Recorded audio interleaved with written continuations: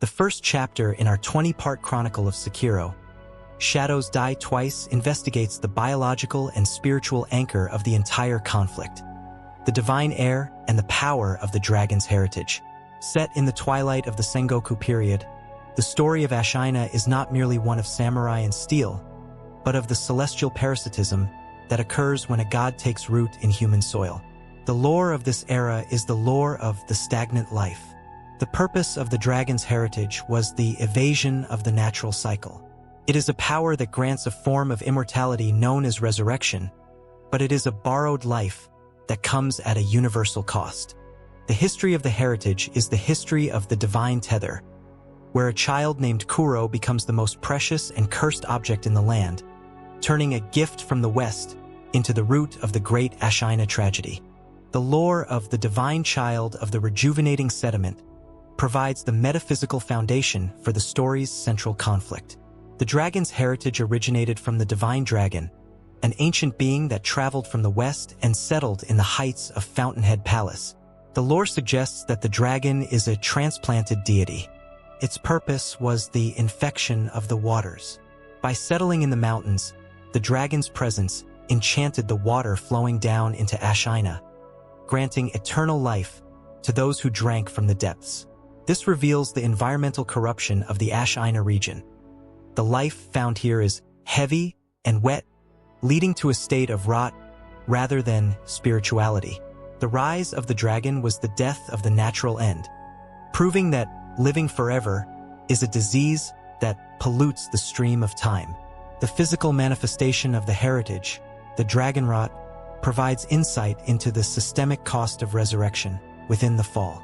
Whenever the wolf, the protagonist, uses the dragon's power to return from the grave, he does not create life out of nothing.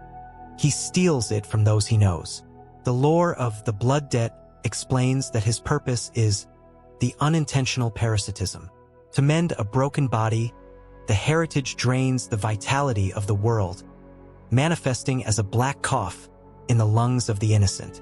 This was the era of the stagnant breath. This reveals the ethical trap of the heritage. To protect the heir, the shinobi must slowly kill the people he is fighting to save. This shows that the history of the dragon rot is a history of the debt, where immortality is purchased with the currency of sickness. The relationship between Lord Kuro and the wolf represents the covenant of the bound shadow. Kuro is the master and the source, while the wolf is the tool and the vessel. The lore suggests that the shinobi is anchored to the divine heir by a blood oath. Their purpose was the preservation of the lineage. In the eyes of the Ashina clan, Kuro is a weapon of infinite value that can save their home from the internal ministry. This reveals the political desperation of the Sengoku era. When human skill fails, leaders turn to forbidden divinity to hold the border. This was the era of the sacred hostage. The history of the wolf and the heir is the history of the chain, which yanks the warrior back from the underworld to perform his duty one more time. The act concludes with the silent realization of the slayer. As the wolf wakes up in the dilapidated temple, his severed arm replaced by a prosthetic, he realizes that he is no longer entirely human. The purpose of the dragon's heritage was to be the universal magnet for the conflict. It is the light that draws the moths of greed and war. The wolf understands that his immortality is not a blessing, but a contract written in stagnant blood. The rise of the Divine Heir's resolve is the final movement of the Ashina prologue, proving that the heritage of the dragon is a cross that must be carried through a field of reeds soaked in the red rain of the end. The second chapter in our 20-part chronicle of Sekiro turns its gaze toward the patriotic madness of the Ashina clan, the ruling house that seized its land through blood and now faces total annihilation. While the dragon's heritage is a cosmic curse, the Ashina conflict is a human tragedy rooted in the soil. The lore of this era is the lore of the desperate defense. Its purpose was the sovereignty of the underdog. Led by the legendary sword Saint Ishin Ashina, the clan represents a fading glory that refuses to dim. The history of the Ashina clan is the history of the dying kingdom, where the iron will of an aging patriarch and the obsessive zeal of his grandson, Genichiro, create a pressure cooker of nationalistic fervor, forcing the Divine Heir into the center of a lethal political game. The lore of the rebellion of the Sword Saint provides the historical foundation for the clan's pride. Decades prior to the game's start, the land of Ashina was occupied by the central forces of Japan. Isshin Ashina, a man of incomparable martial prowess, led a bloody coup to reclaim his birthright during a massive storm. The lore suggests that the Ashina people are children of the mountains, hardy and bound to the land. Their purpose was the preservation of the ancestral identity. They did not fight for gold or power, but for the right to exist on their own terms. This reveals the noble purpose of the fall's beginning.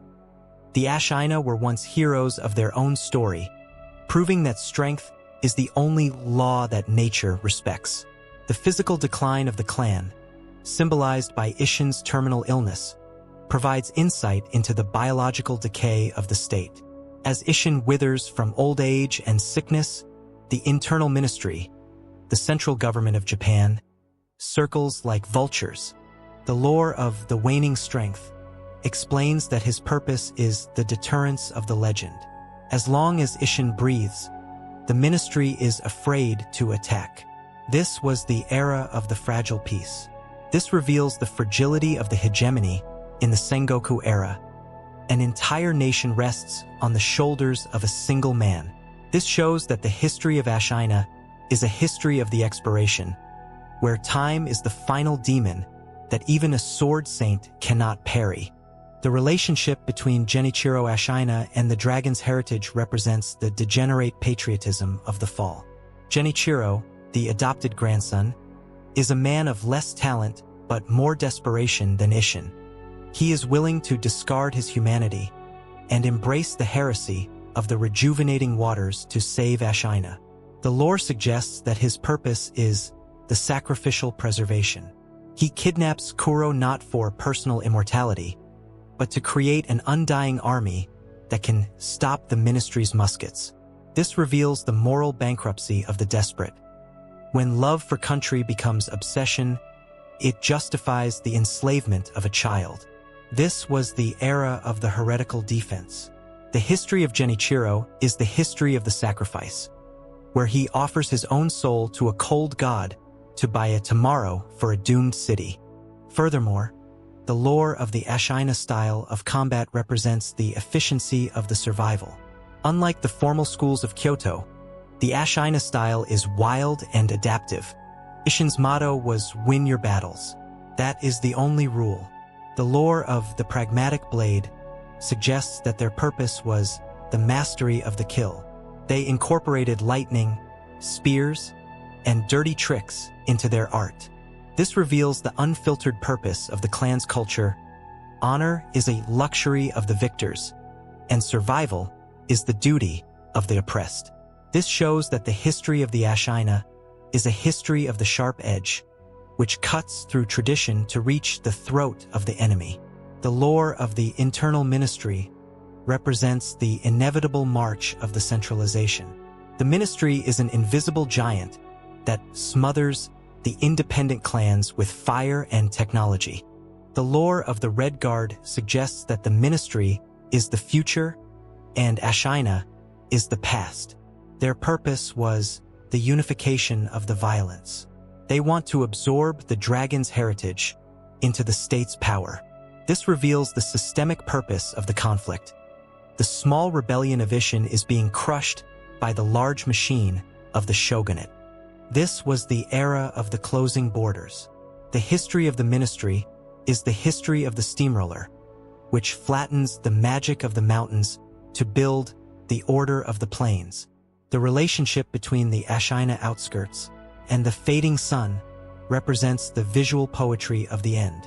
Throughout the story, the light over Ashina is always dying. The lore suggests that the atmosphere is reflecting the clan's fate. Their purpose was the twilight struggle. They are fighting in the last minutes of their history. This reveals the melancholic purpose of the world's design. Ashina is a grave that does not know it is dead yet. This was the era of the long shadow. This shows that the history of the Ashina is a history of the sundown, where resurrection is just a delay of the inevitability of the night. The act concludes with the silent observation of the great serpent circling the Ashina cliffs. The nature of the land is indifferent to the ambition of the samurai. The purpose of the Ashina clan was to be the human shield of the heritage. They stand between the wolf and the ministry, bleeding for a dream that Ishin started and Genichiro ruined. The Slayer realizes that Ashina is a beautiful lie built on violent truths. The rise of the ministry's invasion is the final bell for the clan, proving that loyalty is a blade that breaks when it is struck by the hammer of progress. The legacy of the Ashina clan in this chapter is the horror of the patriotic madness.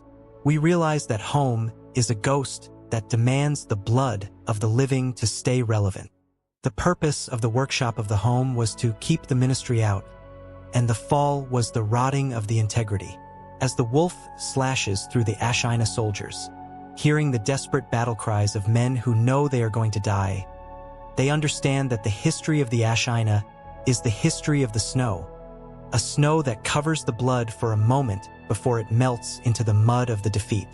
The third chapter in our 20-part chronicle of Sekiro delves into the shadowy ethics of the wolf's upbringing, focusing on the figure of Owl Yukinzaemon Yujui and the rigid, soul-crushing doctrine known as the Iron Code.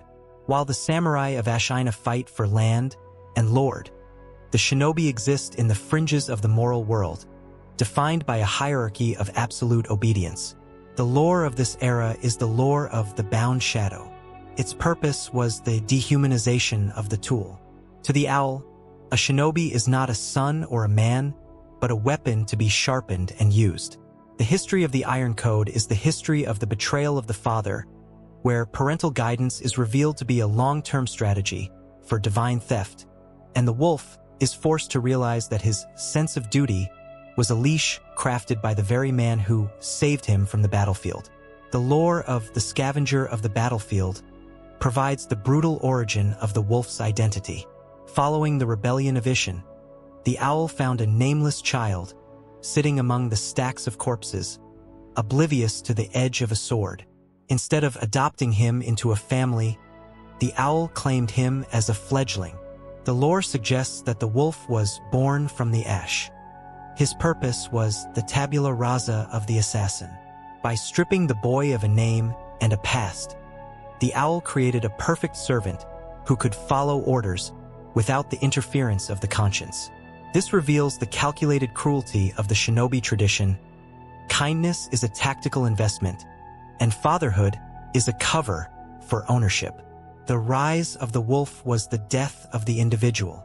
The physical manifestation of the Iron Code, the unbreakable laws the wolf must follow, provides insight into the psychological programming of the fall.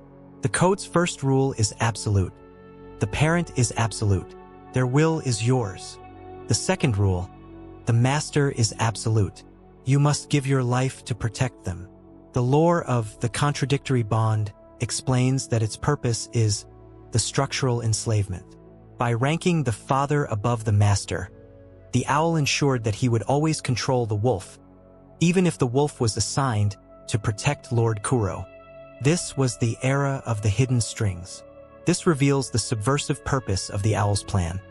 He gave the wolf to the Divine Heir, not to serve the heir, but to act as a sleeper agent for the owl's own ambition.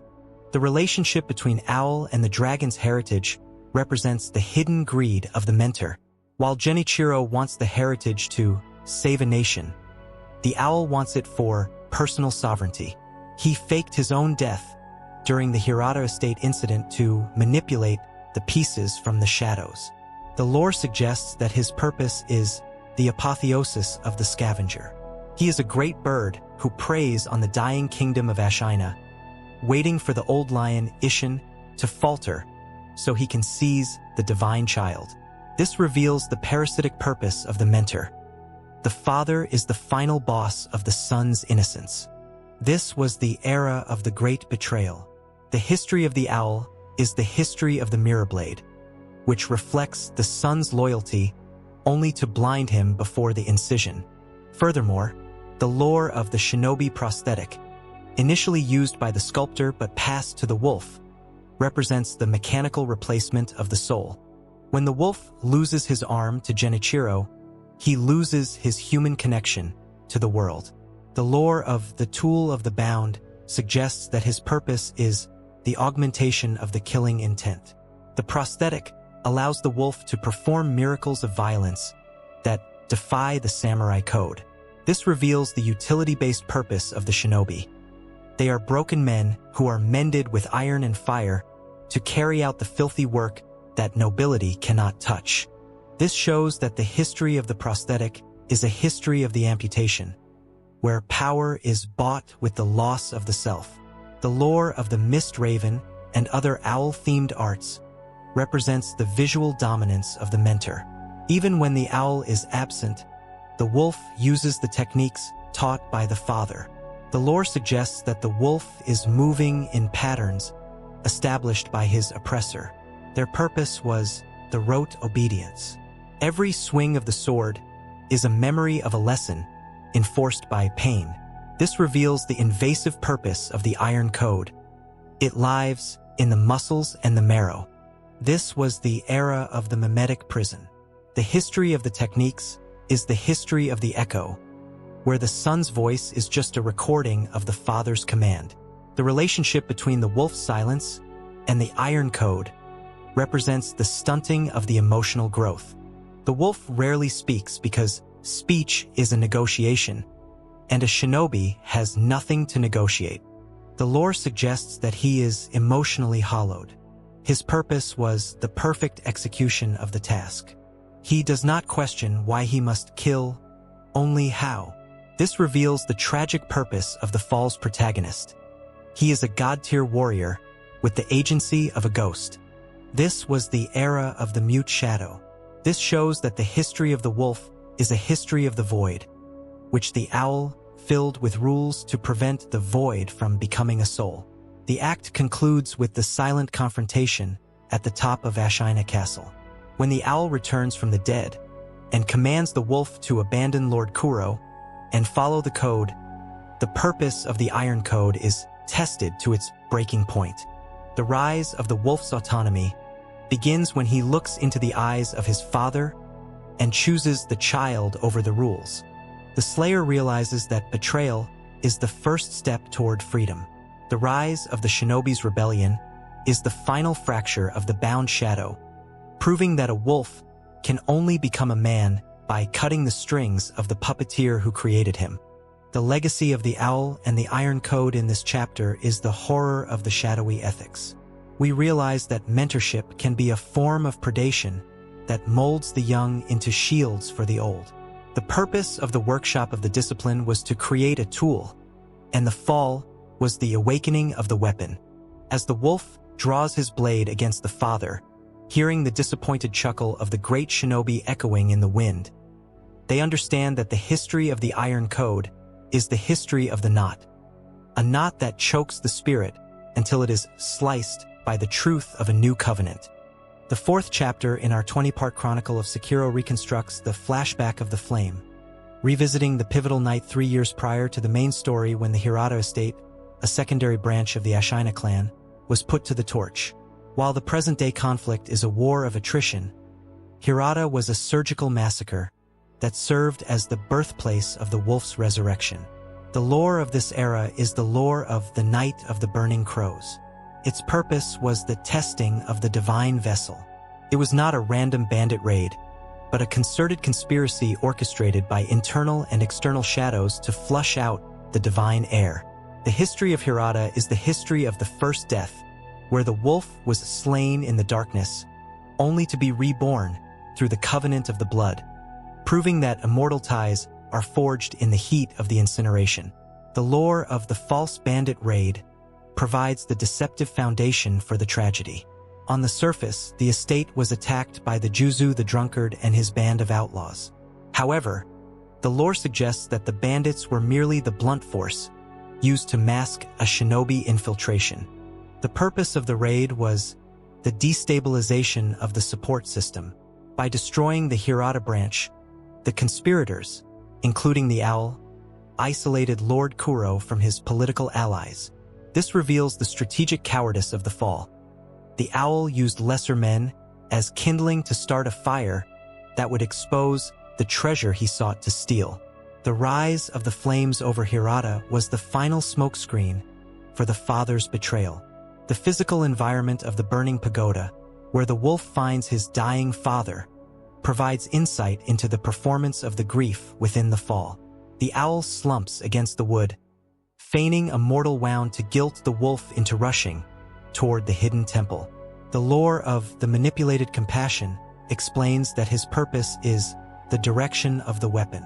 By dying in front of the wolf, the owl ensures that the wolf will go exactly where the owl needs him, to the underground sanctum where Lady Butterfly waits.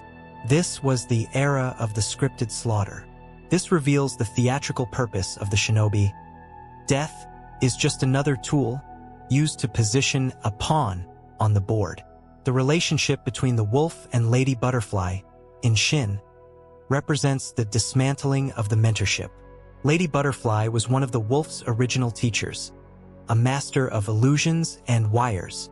In the burning temple, she tests the wolf with lethal intent.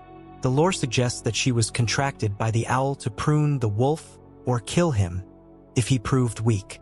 Her purpose was the final examination. She represents the old guard of the shinobi world, stark and cold.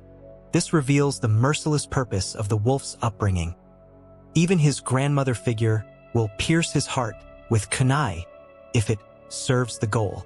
This shows that the history of Hirata is a history of the lesson, where the tuition is blood and the grade is survival. Furthermore, the lore of the owl's backstab represents the true death of the innocents. After defeating Lady Butterfly, the wolf is impaled from behind by a massive blade as the temple collapses. The lore suggests that the great shinobi owl was the one who delivered the blow. His purpose was the cleanup of the asset. Once the wolf had cleared the way, he was no longer needed. This reveals the disposable purpose of the shinobi. A tool is thrown away when the job is done. This shows that the history of the wolf is a history of the betrayal, where the first time he died, it was at the hand of the man he loved most. The lore of the blood covenant, the moment Kuro grants the heritage, represents the intervention of the divine. As the wolf expires under the burning timbers, Lord Kuro reaches out and shares his blood. The lore of the unasked gift suggests that this was a moment of mutual despair. Kuro did not want to lose his only friend, and the wolf was too broken to refuse. Their purpose was the binding of the fates. This reveals the involuntary purpose of the resurrection. The wolf was drafted into immortality. This was the era of the bound spirit. The history of the covenant is the history of the anchor, which hooks the wolf's soul to the world and refuses to let it drift into the afterlife. The relationship between the Hirata memory and the bells of the sculptor represents the fragmentation of the trauma. The wolf forgot these events until he offered the bell to the Buddha. The lore suggests that the pain of the father's betrayal was too great to process in the waking world. His purpose was the repressed knowledge. By reliving the memory, the wolf reclaims his identity as the undying shinobi. This reveals the psychotherapeutic purpose of the Buddha statues. They are gateways to the shattered self. This was the era of the internal archaeology. This shows that the history of Hirata is a history of the scar, which itches when the weather of the soul turns cold. The act concludes with the silent echo of the butterfly's wings in the ash. As the wolf wakes up in the present, he finally understands why he is cursed. The purpose of the Hirata estate incident was to be the universal origin of the resurrection. It is the forge where the iron code was melted and the divine covenant was cast. The wolf realizes that he has been living on borrowed time for 3 years. The rise of the memory's truth is the final spark of the flashback, proving that the flames of Hirata never truly went out. They simply moved into the wolf's heart to fuel his vengeance against the night. The legacy of Hirata in this chapter is the horror of the night of the burning crows. We realize that home can be a trap and family can be a knife. The purpose of the workshop of the flame was to sift the wheat from the chaff, and the fall was the incineration of the trust. As the wolf touches the faint scar on his back, where the owl's blade entered, hearing the crackling of the wood in his dreams, they understand that the history of Hirata is the history of the ash, an ash that coats the soul and reminds the warrior that he is already dead. The 5th chapter in our 20-part chronicle of Sekiro investigates the tragedy of the vessel through the figure of the sculptor Sekiro, the man who carves endless, wrathful Buddhas in a futile attempt to outrun his past. While the wolf represents the rising shadow, the sculptor represents the falling ember. He is a mirror of what the wolf could become, a shinobi who was once bound to the iron code, but was eventually consumed by the bloodlust of his own craft. The lore of this era is the lore of the failed shinobi. Its purpose was the manifestation of the Shura. The history of the sculptor is the history of the flames of hatred, where the art of the kill becomes an internal inferno that no amount of prayer or wood carving can ever truly extinguish, proving that the price of the shinobi's path is an eternal fever that waits for the end of the world to erupt. The lore of the one-armed orangutan provides the harrowing foundation for the sculptor's identity. Long before he was a hermit, he was a vicious shinobi named Sekiro who fought alongside the kingfisher in the sunken valley. The lore suggests that he killed too much. He did not kill for duty or justice, but because he enjoyed the sensation of the blade entering the flesh. His purpose was the perfection of the slaughter. This reveals the addictive nature of the fall. Violence in Ashina is a drug that mutates the soul. The rise of the orangutan was the birth of Ashura, a being that kills for the sake of killing. He was only stopped when Ishin Ashina cut off his arm, a merciful amputation designed to sever his connection to the flame. The physical manifestation of the wrathful Buddhas, the thousands of statues the sculptor carves, provides insight into the futility of the penance within the fall. Every statue he carves comes out angry, reflecting the malice that simmers beneath his skin. The lore of the internalized violence explains that his purpose is the transference of the hatred. He tries to trap his killing intent in wood to keep it from spilling into the waking world. This was the era of the pent-up ember. This reveals the psychological pressure cooker of the shinobi's retirement. You can put down the sword, but you cannot put down the memory of the blood. This shows that the history of the sculptor is a history of the dam, which is cracking under the weight of a crimson sea.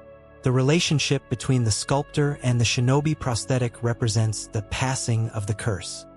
He was the original wearer of the mechanical arm, and he gifted it to the wolf after finding him broken at Hirata.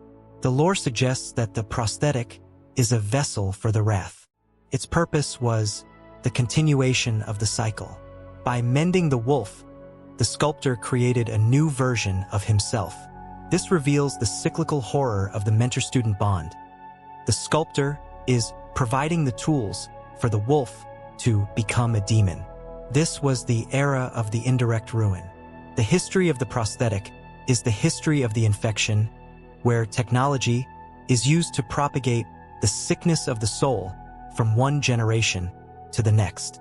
Furthermore, the lore of the flames of hatred represents the metaphysical accumulation of the sin.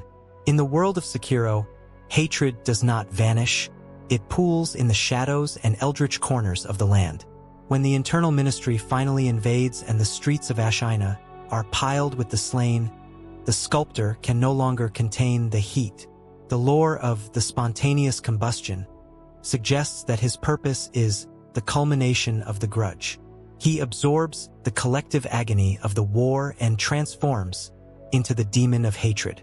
This reveals the social purpose of the demon. He is the physical embodiment of Ashina's sins. This shows that the history of the demon is a history of the exhaust, where the fire of the war vents through the body of the broken man.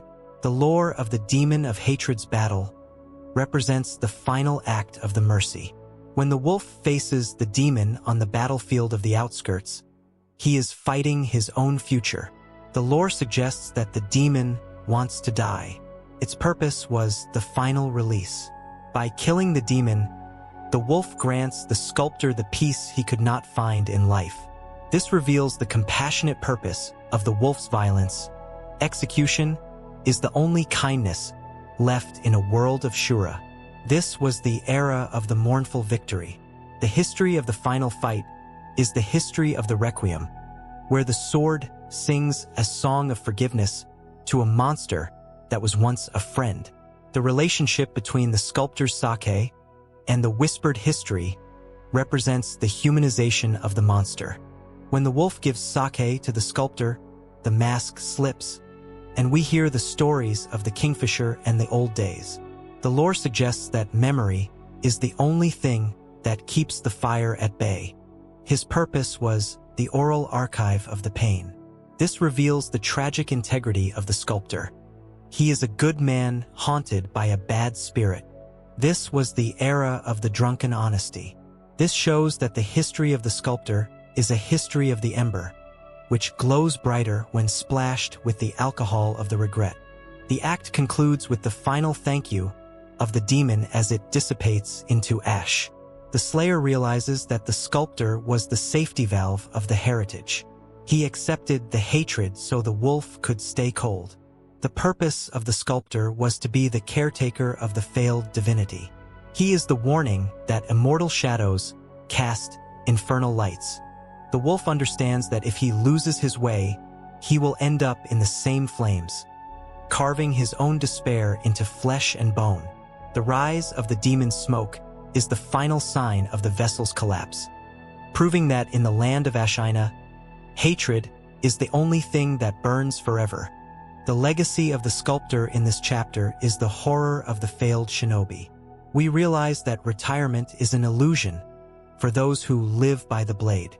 The purpose of the workshop of the vessel was to wait for the end, and the fall was the eruption of the grudge.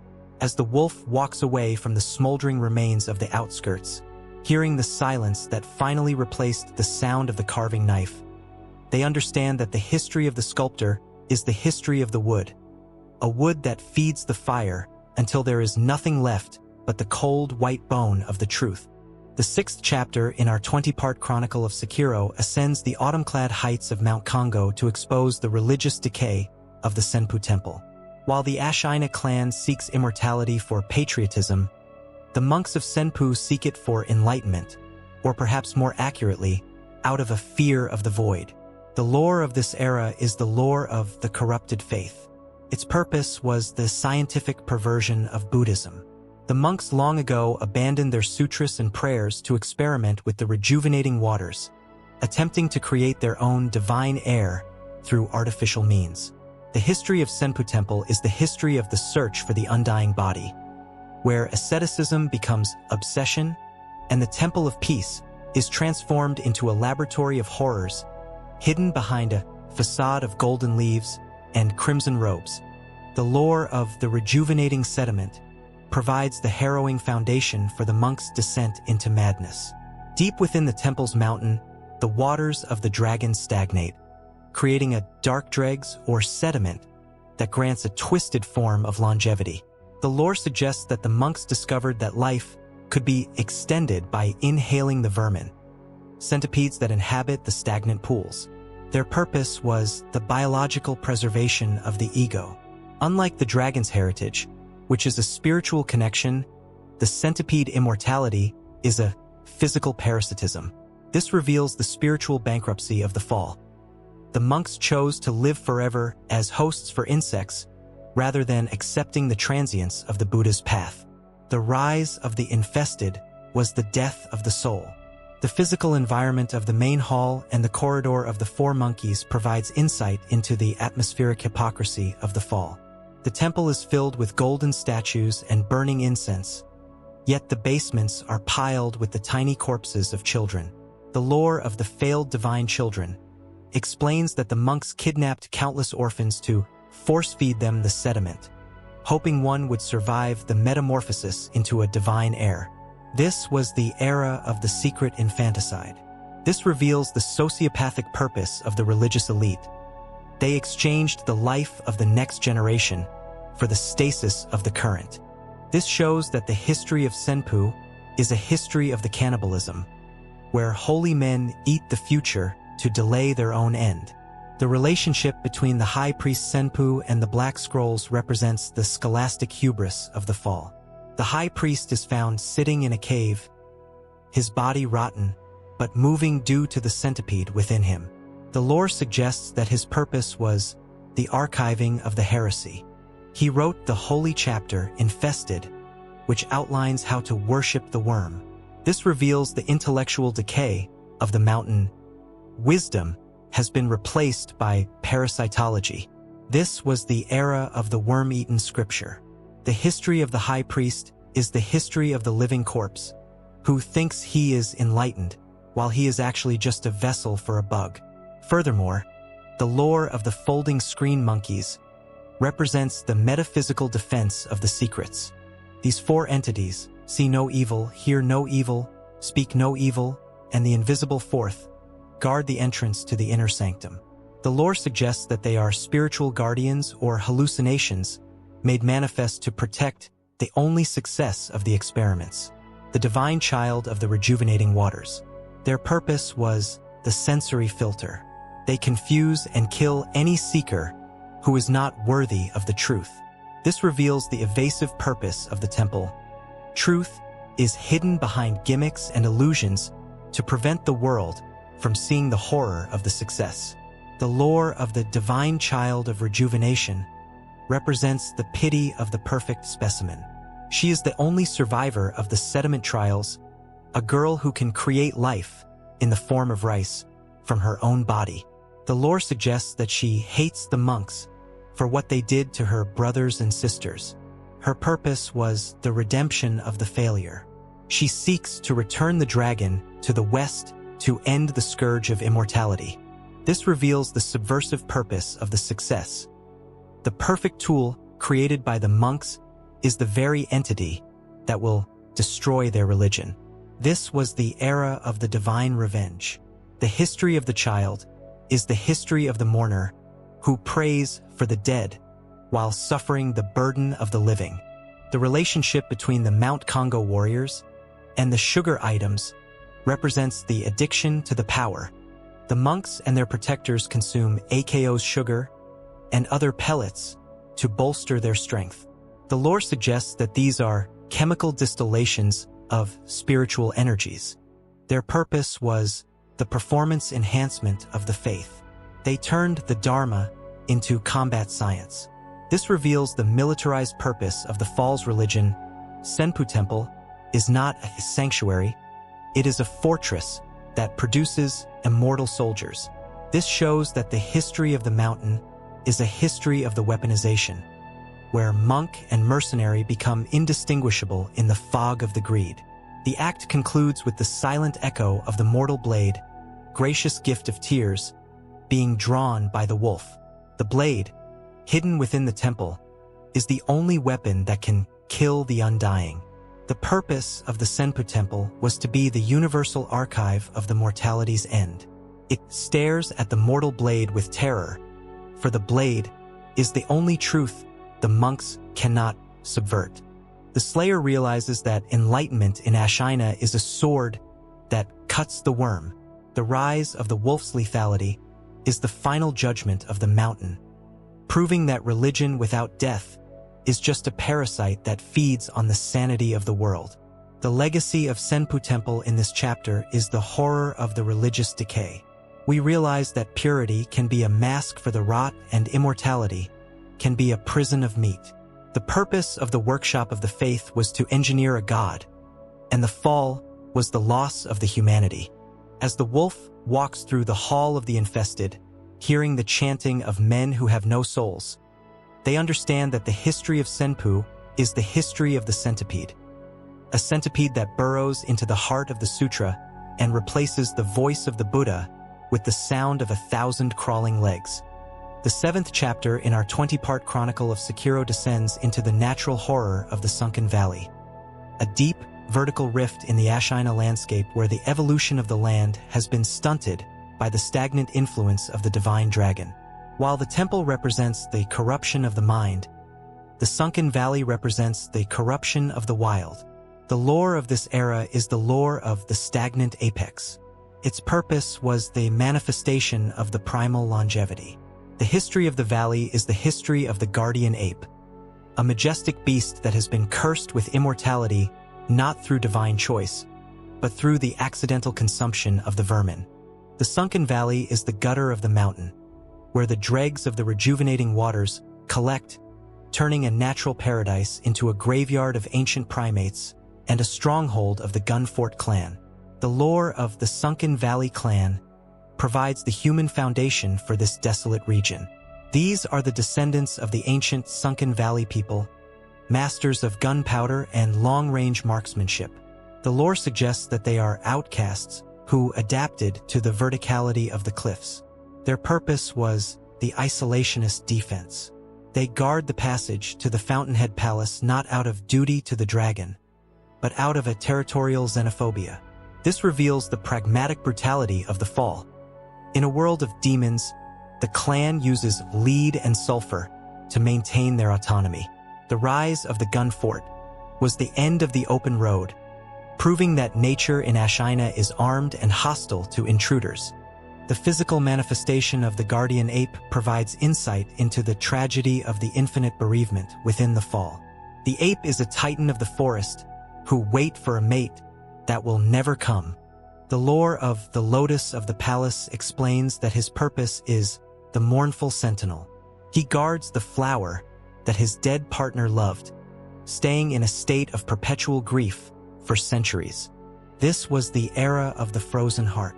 This reveals the sentimental cruelty of the immortality. The ape cannot move on from his loss because he cannot die. This shows that the history of the guardian ape is a history of the stillness, where life is stretched until it becomes a bore. The relationship between the guardian ape and the centipede represents the biological violation of the beast. During the battle, the wolf beheads the ape, only for the creature to rise again, its severed head held in one paw while a massive centipede controls the body. The lore suggests that the ape is a slave to the vermin. Its purpose was the undying host. The centipede pilots the carcass to feed on the stagnant waters. This reveals the involuntary purpose of the valley's immortality. Death is overruled by insects. This was the era of the Puppet King. The history of the ape is the history of the violation, where the majesty of the great white ape is reduced to the twitching of a parasite. Furthermore, the lore of the kingfisher's finger represents the traces of the failed shinobi. Within the belly of the ape, the wolf finds a whistle made from a human finger. The lore suggests that this belonged to the kingfisher, the partner of the sculptor Sekiro. She was eaten by the ape during their hunt years ago. Her purpose was the echo of the loss. This reveals the cannibalistic purpose of the valley's history. The ape consumed the only thing the sculptor ever loved. This shows that the history of the valley is a history of the digestion, where the memories of the heroes are turned into the scars of the monster. The lore of the great serpent, the white god of the valley, represents the pre-dragon divinity of the land. The serpent is an ancient kami that predates the celestial influence. The lore suggests that its purpose was the ecological balance. It swallows those who infringe upon the sacred depths. This reveals the natural purpose of the fall's geography. Before the dragon came with its stagnancy, the serpent was the law. This was the era of the primordial scale. The history of the serpent is the history of the hunger, which wait in the mist to reclaim the mountain from the usurpers of the west. The relationship between the sunken valley and the poison pools represents the environmental toxicity of the fall. As the waters of the dragon filter through the earth, they concentrate into acidic pools. The lore suggests that the land is dying from the excess of life. Its purpose was the filtration of the corrupting presence. This reveals the metabolic purpose of the valley. It is the kidney of Ashina, catching the taint that the palace discards. This was the era of the corrosive stagnancy. This shows that the history of the valley is a history of the sludge, which dissolves the strong and mutates the weak. The act concludes with the final decapitation of the ape in the guardian ape's burrow. The wolf uses the mortal blade to sever the ties of immortality, ending the ape's suffering and killing the centipede. The purpose of the sunken valley was to be the universal proving ground of the parasite. It exposes the ugliness of the undying. The slayer realizes that immortality is a worm that must be pulled from the spine of the world. The rise of the wolf's execution is the final silence of the valley, proving that nature cannot heal until the gods of the West are driven out. The legacy of the sunken valley in this chapter is the horror of the natural stagnation. We realize that life without death is a rotting forest that forgets how to bloom. The purpose of the workshop of the wild was to trap the invader, and the fall was the infection of the animal. As the wolf exits the valley with the lotus in hand, hearing the final wet gurgle of the centipede dying in the sand, they understand that the history of the valley is the history of the throat, a throat that screams for the sweetness of the grave, while the insects of the heaven stitch the wounds closed.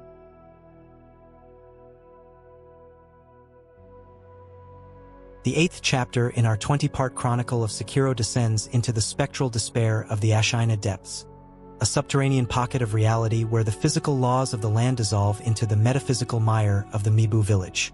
If the sunken valley is the mountain's gutter, the depths are its unconscious mind, where the collective delusion of the peasantry has manifested as a living nightmare. The lore of this era is the lore of the eternal mist. Its purpose was the seduction of the thirst.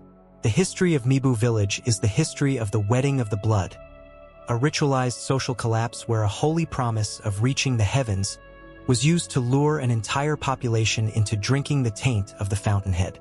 This is the abyssal heart of Ashina, where time has thickened like cold porridge, and the inhabitants have forgotten the difference between sacrament and poison. The lore of the priest's deception provides the harrowing foundation for the village's state of decay.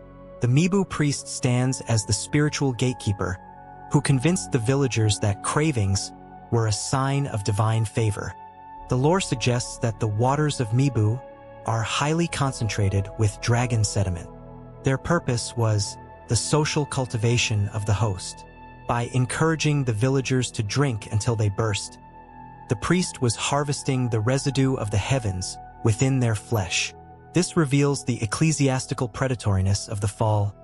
Religion in Mibu is a farm where the crop is human suffering.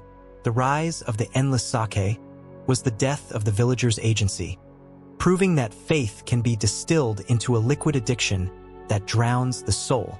The physical environment of the eternal mist, orchestrated by the Mist Noble, provides insight into the atmospheric gaslighting of the fall. The Noble, a fountainhead flutist hidden in a dilapidated temple, plays a tune that warps the perception of the valley. The lore of the illusionary buffer explains that his purpose is the seclusion of the corruption. He wraps the village in fog to prevent the outside world from interrupting the slow digestion of the people. This was the era of the veiled rot. This reveals the cosmetic purpose of the spectral presence. Evil hides itself in music and vapor to appear as mystery. This shows that the history of Mibu is a history of the mirage, where the sun is eaten by the note of a flute. The relationship between Orin of the Water and the Seiziman quest represents the ghostly resonance of the abandonment. Orin is a spectral musician who weeps for a lord who never came for her. The lore suggests that she is an echo of the fountainhead nobility left stranded in the depths. Her purpose was the sentinel of the unrequited love. She kills any samurai who cannot answer her questions, transforming her grief into lethal technique. This reveals the emotional residue of the fall. In Ashina, sadness is a force of nature that outlives the body. This was the era of the sobbing shadow. The history of Orin is the history of the ripple, which distorts the surface of the water long after the stone has sunk to the bottom. Furthermore, the lore of the wedding cave represents the biological gateway to the divine. At the end of the village lies a sanctum filled with dried husks of former brides and grooms. The lore of the palanquin of the blood suggests that the ultimate goal of the Mibu people was to be carried up to the Fountainhead Palace. Their purpose was the metamorphosis through consummation. They believed that by drinking the wedding sake, they would become celestial. This reveals the parasitic irony of the village. The heaven they seek is the source of the parasite that is killing them. This shows that the history of the wedding is a history of the slaughterhouse, where the palanquin is a crate for livestock being delivered to the gods. The lore of the corrupted monk illusion represents the doctrinal gatekeeper of the depths. This vast, spectral guardian blocks the path to the cave of the shelter stone. The lore suggests that she is a projection of the priestess of the palace, sent to filter the candidates for immortality. Her purpose was the theological firewall.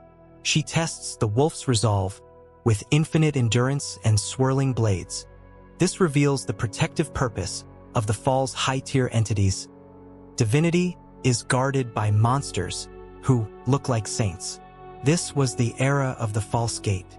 The history of the monk is the history of the mask, which hides the laughing face of the vermin behind the stoic face of the warrior. The relationship between the shelter stone and the aroma of the fountainhead represents the material requirement of the ascension. The stone is a calcareous deposit found in the bodies of those who drink the stagnant water. The lore suggests that it is a gallstone of the divine. Its purpose was the key of the solidified faith. To reach the heavens, the wolf must collect the physical evidence of the sickness. This reveals the grotesque purpose of the Slayer's journey. To save Kuro, the wolf must rummage through the anatomy of the corruption. This shows that the history of the depths is a history of the calcification, where prayer is turned into stone and hope is turned into disease. The act concludes with the silent departure from the hidden forest. As the wolf secures the shelter stone, the mist clears for a moment, exposing the empty, waterlogged huts of a dead village.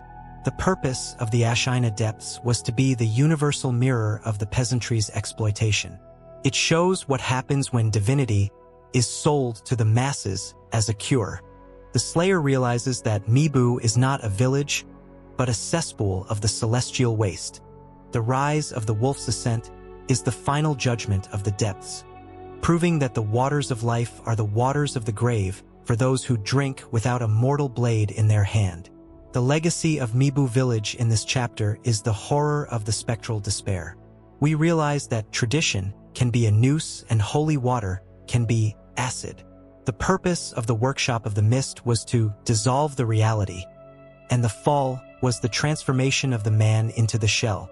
As the wolf leaves the echoing laughter of the Mibu priest behind, hearing the soft, wet thud of the villagers falling back into the mud, they understand that the history of the depths is the history of the silt, a silt that chokes the life out of the earth until there is nothing left but the purple glow of the infinite thirst.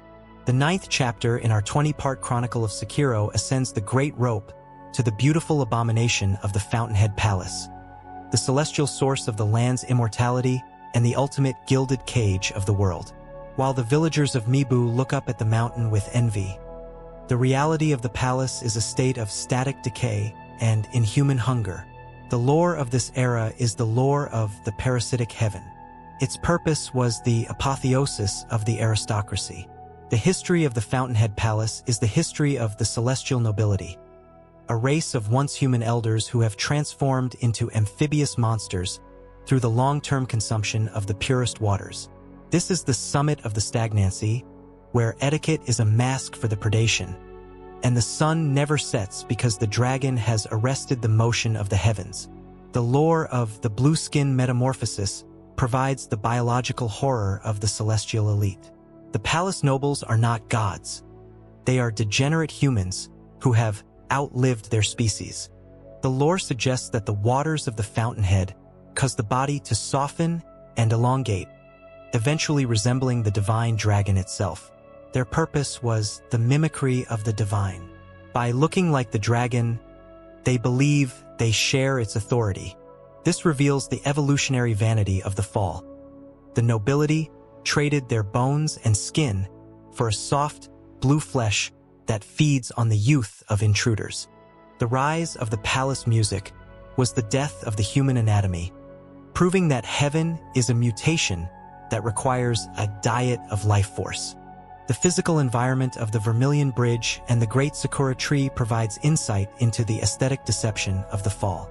The palace is a masterpiece of architecture, floating on a crystalline lake, yet the depths are choked with the skeletons of the failed brides.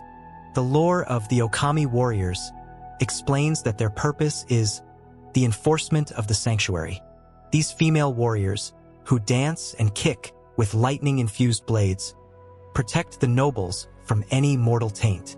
This was the era of the fluid combat. This reveals the militarized grace of the fountainhead. Violence is polished into a performance to disguise the fact that the palace is a fortress of cowards.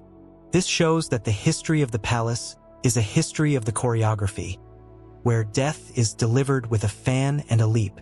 The relationship between the great colored carp and the pot noble represents the greed of the biological supremacy. The carp is a massive, immortal fish that feeds on the dregs of the palace. The lore suggests that it is a fallen noble who successfully attained a greater form. Its purpose was the ultimate stagnancy. Meanwhile, the pot nobles in the Ashina and Hirata regions covet the carp's position, trading scales for precious items to poison the Great One and take its place. This reveals the competitive parasitism of the fall. Even in heaven, there is status and murder. This was the era of the scaling ambition. The history of the carp is the history of the gluttony, which grows until it consumes the entire lake. Furthermore, the lore of the feeding bell represents the ritualized servitude of the lower classes.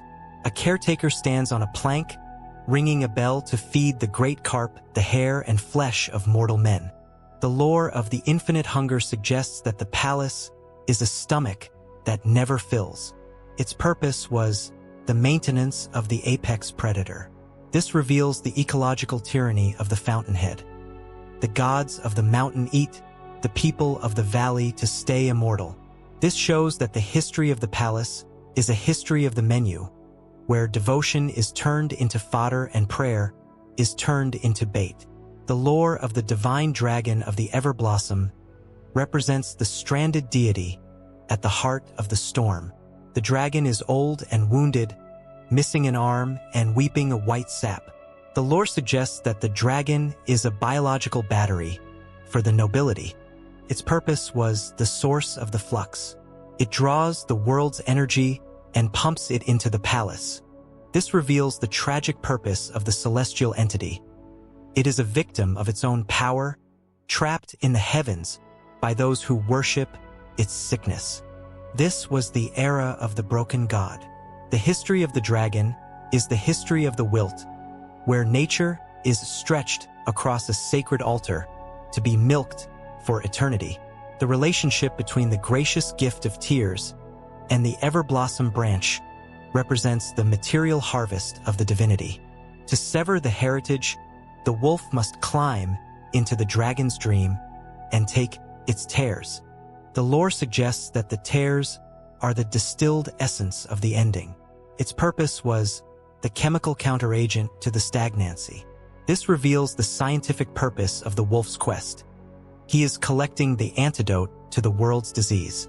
This shows that the history of the fountainhead is a history of the extraction, where divinity is measured in vials and sacredness is measured in grams. The act concludes with the silent fall of the palace noble as the wolf drains the life from the flutist. The purpose of the Fountainhead Palace was to be the universal illusion of the perfection. It shows that paradise is just a gilded swamp where time has rotten into slime. The Slayer realizes that the palace is the head of the parasite that is choking Ashina. The rise of the wolf's victory over the dragon is the final judgment of the heights, proving that beauty without change is just a corpse that has been dressed in silk and gold.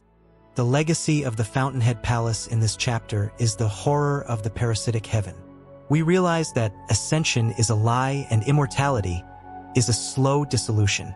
The purpose of the workshop of the palace was to preserve the elite, and the fall was the transformation of the spirit into the slime.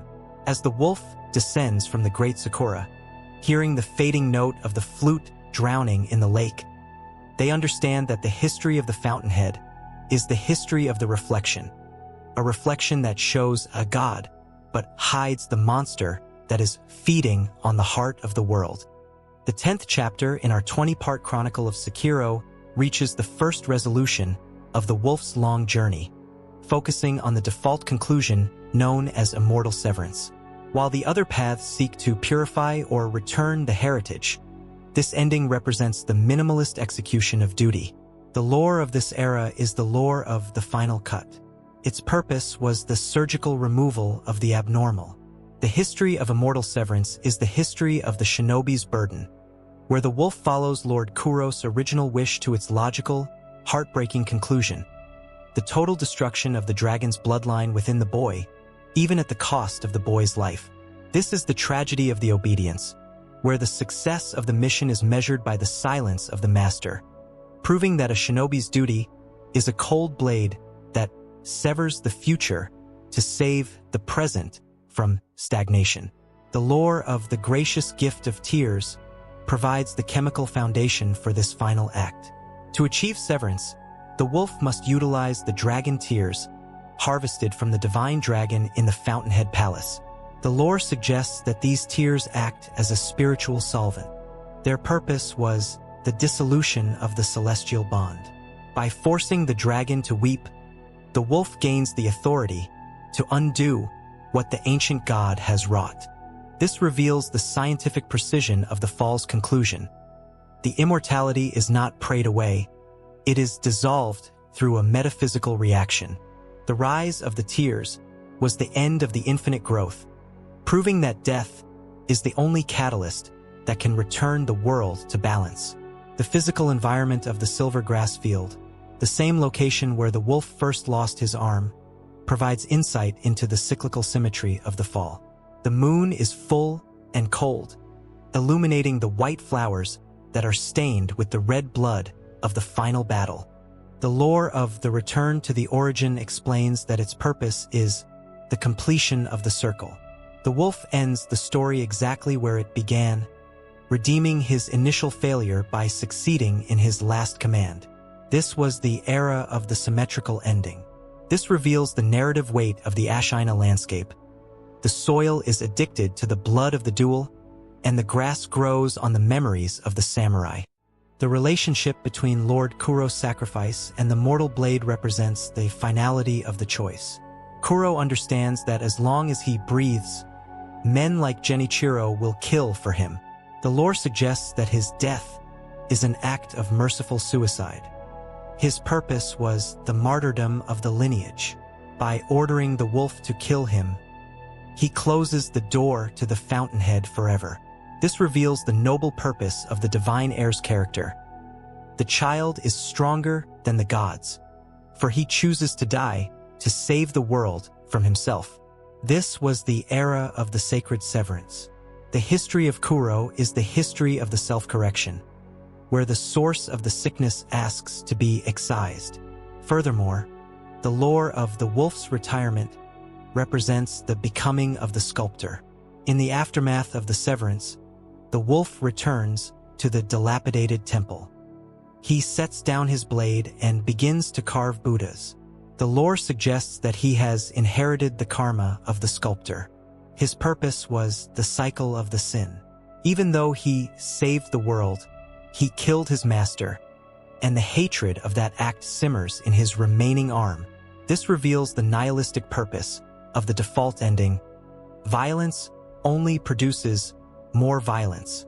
This shows that the history of the wolf is a history of the echo, where the new sculptor waits for a new shinobi to come and take the prosthetic. The lore of the empty throne of Ashina represents the geopolitical futility of the fall. With Kuro dead and Ishin gone, the internal ministry sweeps through the castle, burning what is left. The lore suggests that the shinobi's victory had no effect on the war. His purpose was the personal honor over the public ruin. The wolf saved Kuro's soul, but he lost the land. This reveals the individualistic purpose of the shinobi's path. The shadow does not save kingdoms, he saves people. This was the era of the ash and iron. The history of the ending is the history of the smoke, which rises from the ruins of a home that no longer has a god. The relationship between the mortal blade Kaimon, the black blade, and the mortal blade Kuzubimaru, the red blade, represents the duality of the ending. Genichiro used the black blade to bring life, summoning Ishin, while the wolf uses the red blade to bring death. The lore suggests that true order is only restored through the red blade. Its purpose was the corrective lethality. This reveals the philosophical purpose of the wolf's tools. Killing is the only way to fix a world that has forgotten how to rot. This shows that the history of the blades is a history of the balance, where the ink of the black is erased by the flame of the red. The act concludes with the silent carving of a wooden Buddha in the shadows of the temple. As the wolf works with one hand, his eyes fixed on the grain of the wood, the slayer realizes that the immortal severance was a hollow victory. The purpose of the ending was to be the universal realization of the price. It shows that duty is a heavy burden that crushes the bearer. The slayer understands that the wolf is now the caretaker of the memory, waiting for the flames of hatred to consume him just as they did his predecessor. The rise of the new sculptor is the final movement of the default fate, proving that in the land of Ashina, shadows die, but the stagnancy always finds a new home. The legacy of the immortal severance in this chapter is the horror of the final cut. We realize that obedience is a sacrifice of the heart, and success is a lonely temple. The purpose of the workshop of the duty was to end the scourge, and the fall was the loss of the master. As the wolf blows the dust from a half-finished statue, hearing the sound of the internal ministry's cannons in the distance, they understand that the history of the severance is the history of the scar, a scar that marks the end of the god, but records the death of the man. The 11th chapter in our 20-part chronicle of Sekiro explores the altruistic resolution of the journey, centered on the secret and complex path of purification. While immortal severance accepts the master's death as a necessity of duty, purification represents a higher moral inquiry, where the wolf seeks to swap his life for that of Lord Kuro. The lore of this era is the lore of the Father's Bell. Its purpose was the rectification of the self-interest. The history of purification is the history of the ultimate sacrifice, where the wolf must return to a distorted memory of the Hirata estate to face the prime version of his father, Owl, and claim the aromatic flower, a bloom that allows the dragon's heritage to be severed while leaving the humanity of the heir intact. This is the martyrdom of the shadow, proving that a shinobi can outgrow his programming and become a savior through the willing offering of his own immortality. The lore of the Everblossom branch provides the botanical foundation for this redemptive act. In the past, a branch from the divine dragon's tree was brought to Ashina and planted, but it withered when the dragon's tears were not present to sustain it. The lore suggests that the Everblossom is the key to the human life. Its purpose was the biological separation of the soul and the blood. By consuming the aromatic flower, the blossom of the Everblossom, the Divine Heir can return to a normal life, but the system requires a vessel to take the weight of the ending. This reveals the symmetry of the sacrifice in the fall. Life is not saved, it is moved. To free the master, the servant must die permanently, using the mortal blade on himself. The physical environment of the revised Hirata estate, accessible only through Emma's intervention, provides insight into the true nature of the betrayal within the fall. In this version of the memory, the wolf faces the great shinobi owl at the height of his power and ambition. The lore of the unfiltered memory explains that its purpose is the confrontation of the root. To purify the world, the wolf must purify his own past by executing the man who taught him how to kill. This was the era of the paternal execution. This reveals the psychological cleansing required for the ascension. You cannot save the future if you are still bound by the laws of the monster who raised you. This shows that the history of purification is a history of the pruning, where the son must cut the father to let the garden grow. The relationship between Emma, the physician, and the purification path represents the scientific compassion of the fall. Emma, who was once a disciple of the sculptor and Dogen, secretly researches a way to save Kuro. The lore suggests that she loves both the master and the shinobi. Her purpose was the ethical alternative. She steals the father's bell and directs the wolf to the hidden truth. This reveals the observational purpose of her character. She is the moral compass of the nexus of Ashina. This shows that the history of the physician is a history of the remedy, where knowledge is used to subvert the fatalism of the Iron Code. Furthermore, the lore of the father's disappointed pride during the final duel represents the duality of the shinobi's success. When the wolf defeats the owl in the burning temple, the owl's final words are, "That's my boy." The lore suggests that the owl respects the betrayal because it is the ultimate shinobi move. His purpose was the reflection of the monster. Even in defeat, the owl tries to claim the wolf's victory as his own teaching. This reveals the narcissistic purpose of the mentor. Evil congratulates good for using its own tactics. This was the era of the hollow praise. The history of the duel is the history of the transcendence, where the wolf accepts the compliment but rejects the man. The lore of the final act at the silver grass field in the purification ending represents the inversion of the heroism. After defeating Ishin, the wolf gives Kuro the dragon tears and the ever blossom. As Kuro wakes up as a normal human boy, he finds the wolf kneeling before him. The lore of the suicide of the shadow suggests that his purpose was the completion of the covenant. The wolf stabs himself with the mortal blade, ending the curse and taking the dragon's heritage with him into the grave. This reveals the selfless purpose of the shinobi's path. The shadow vanishes so the sun can shine on the master. This was the era of the final resting.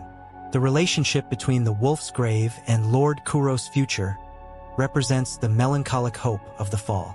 In the final scene, Kuro is seen visiting a grave before leaving Ashina to live as a man. The lore suggests that humanity is purchased with grief. Its purpose was the legacy of the freedom. Kuro lives because the wolf refused to let him die. This reveals the triumphant purpose of the purification. The cycle of the sculptor is broken. Unlike the default ending, there is no new sculptor in this timeline. The prosthetic is buried. This shows that the history of the purification is a history of the silence, which is better than the echo of the violence. The act concludes with the silent falling of the petals from the Everblossom. The Slayer realizes that purification was the true path of the samurai, hidden in the heart of the shinobi. The purpose of the ending was to be the universal demonstration of the love. It shows that duty can be transformed into sacrifice. The Slayer understands that the wolf finally died a human because he chose his own death for the sake of another. The rise of the mortal Kuro is the final judgment of the heritage, proving that in the land of Ashina, immortality is a stone that must be cast away to find the shore. The legacy of the purification in this chapter is the horror of the ultimate sacrifice. We realize that saving someone often means erasing yourself from their story. The purpose of the workshop of the purity was to sever the chains, and the fall was the execution of the hero. As the screen fades to white over the wolf's headstone, hearing the soft rustle of the wind through the ever-blossom leaves, they understand that the history of the purification is the history of the gift, a gift that costs everything to the giver but gives everything to the receiver in the morning of the new world.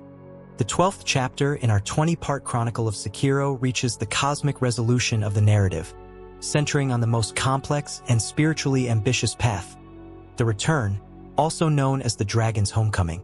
While other endings seek to sever or purify the link to the divine dragon within the borders of Ashina, the return ending identifies the root of the infection as a displaced divinity that must be physically relocated to its true home in the West.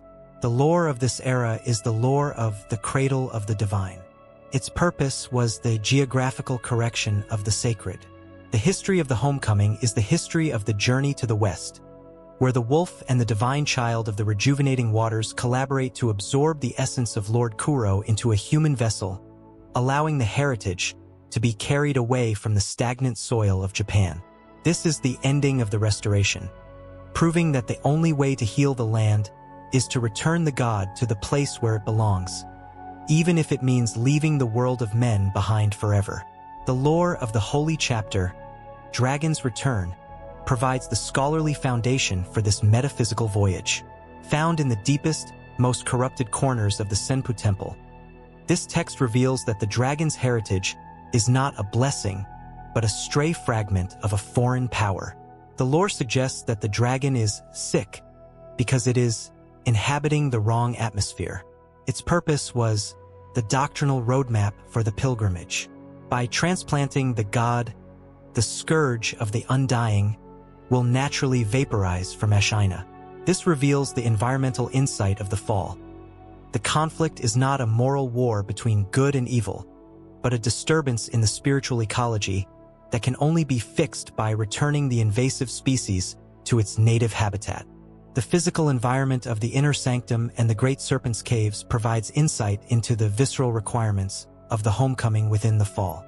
To prepare the cradle, the divine child of rejuvenation must consume the fresh serpent viscera and the dried serpent viscera, the living hearts of the land's ancient earth gods. The lore of the consumption of the kami explains that her purpose is the internalization of the wilderness. She must eat the land to become a vessel strong enough to hold the dragon. This was the era of the divine cannibalism. This reveals the sacrificial purpose of the divine child. She is mutating herself into a sacred container to protect Lord Kuro's soul from dissolving into the void. This shows that the history of the homecoming is a history of the consumption, where life is concentrated until it can defy gravity. The relationship between Lord Kuro and the divine child of rejuvenation represents the sisterhood of the cursed within the fall. They are both products of the experimentation, one natural and one artificial. The lore suggests that their union is the only way to end the pain of the divine children. Her purpose was the maternal shelter. In the final moments, after the dragon's tears are administered, Kuro's humanity is housed within the divine child. This reveals the metamorphosing purpose of the resolution. The divine heir disappears from the physical world, but lives on as a spiritual passenger. This was the era of the unified divinity. The history of the children is the history of the cocoon, which protects the spirit during the long flight across the ocean. Furthermore, the lore of the journey to the west represents the expansion of the horizon. Unlike the endings where the wolf dies or becomes a hermit, here he departs as a guardian. The lore suggests that the story of Ashina is merely a preface to a greater epic. His purpose was the eternal protection of the pilgrimage. The wolf carries the divine child and Kuro within her toward the cradle of the dragon. This reveals the prophetic purpose of the return, The wolf has found a cause that is larger than the Iron Code or Ashina's borders. This was the era of the Celestial Wanderer. This shows that the history of the wolf is a history of the horizon, which stretches beyond the mist of the mountains and into the mythology of the unknown. The lore of the frozen tears represents the sorrowful catalyst of the departure. To trigger this ending, the divine child must weep after consuming the viscera. These frozen tears are added to the dragon's tears at the final choice. The lore suggests that sorrow is the only thing that can solidify the will to leave. Its purpose was the emotional anchoring of the ritual. This reveals the human purpose of the cosmic ending. Even gods need human tears to find their way home. This was the era of the crystalline grief. The history of the tears is the history of the compass, which points toward the west because that is where the heart is coldest. The relationship between the wolf's new purpose and the end of the shinobi represents the ascension of the class. The wolf discards the shadow and becomes a knight of the cradle. The lore suggests that the shinobi prosthetic is abandoned or irrelevant in the new land. Its purpose was the evolution of the function. He no longer kills for politics, he protects for divinity. This reveals the transformative purpose of the fall's conclusion. The wolf has evolved into a sentinel. This was the era of the White Guardian. This shows that the history of the journey is a history of the wing, which lifts the shadow out of the blood and into the light of the stars. The act concludes with the silent departure of the duo toward the setting sun. As the wolf and the divine child walk through the fields of Ashina for the last time, the slayer realizes that the dragon's homecoming was the true liberation of the land. The purpose of the ending was to be the universal removal of the temptation. By taking the dragon away, the wolf ensures that no Genichiro or owl can ever threaten the peace with stagnant dreams again. The slayer understands that healing often requires exile. The rise of the Western Voyage is the final judgment of the heritage, proving that in the land of Ashina, glory is found not in holding on, but in the courage to let go and walk into the distance. The legacy of the dragon's homecoming in this chapter is the horror of the geographical correction. We realize that home is a moving target and salvation is a long road. The purpose of the workshop of the return was to exorcise the land, and the fall was the depopulation of the divine. As the screen fades to gold over the western mountains, hearing the soft, determined footsteps of the wolf crunching through the snow, they understand that the history of the homecoming is the history of the breath, a breath that exhales the sickness of the past and inhales the promise of the new world.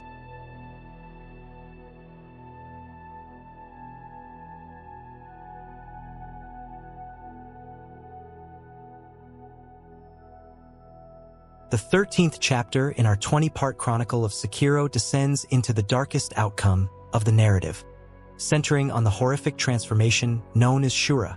While the previous endings involve varying degrees of sacrifice or duty to Lord Kuro, the Shura path represents the total moral collapse of the wolf. The lore of this era is the lore of the murderous incarnation. Its purpose was the manifestation of the infinite bloodlust. The history of Shura is the history of the absolute betrayal, where the wolf chooses to obey the iron code of the owl, forsaking his master and murdering his allies. By doing so, he does not become a great leader or a god, but a demon that kills solely for the joy of the slaughter. This is the end of the humanity, proving that the path of the shinobi is a thin tightrope over an abyss of fire. And once the balance of the heart is lost, there is no return from the inferno of the soul. The lore of the Shura karma provides the metaphysical foundation for this spiritual disintegration. In the cosmology of the game, Ashura is a being that kills without a cause. The lore suggests that violence leaves a stain on the spirit. When a warrior loses their purpose and succumbs to the euphoria of the kill, they invite the flames of hatred to inhabit their flesh.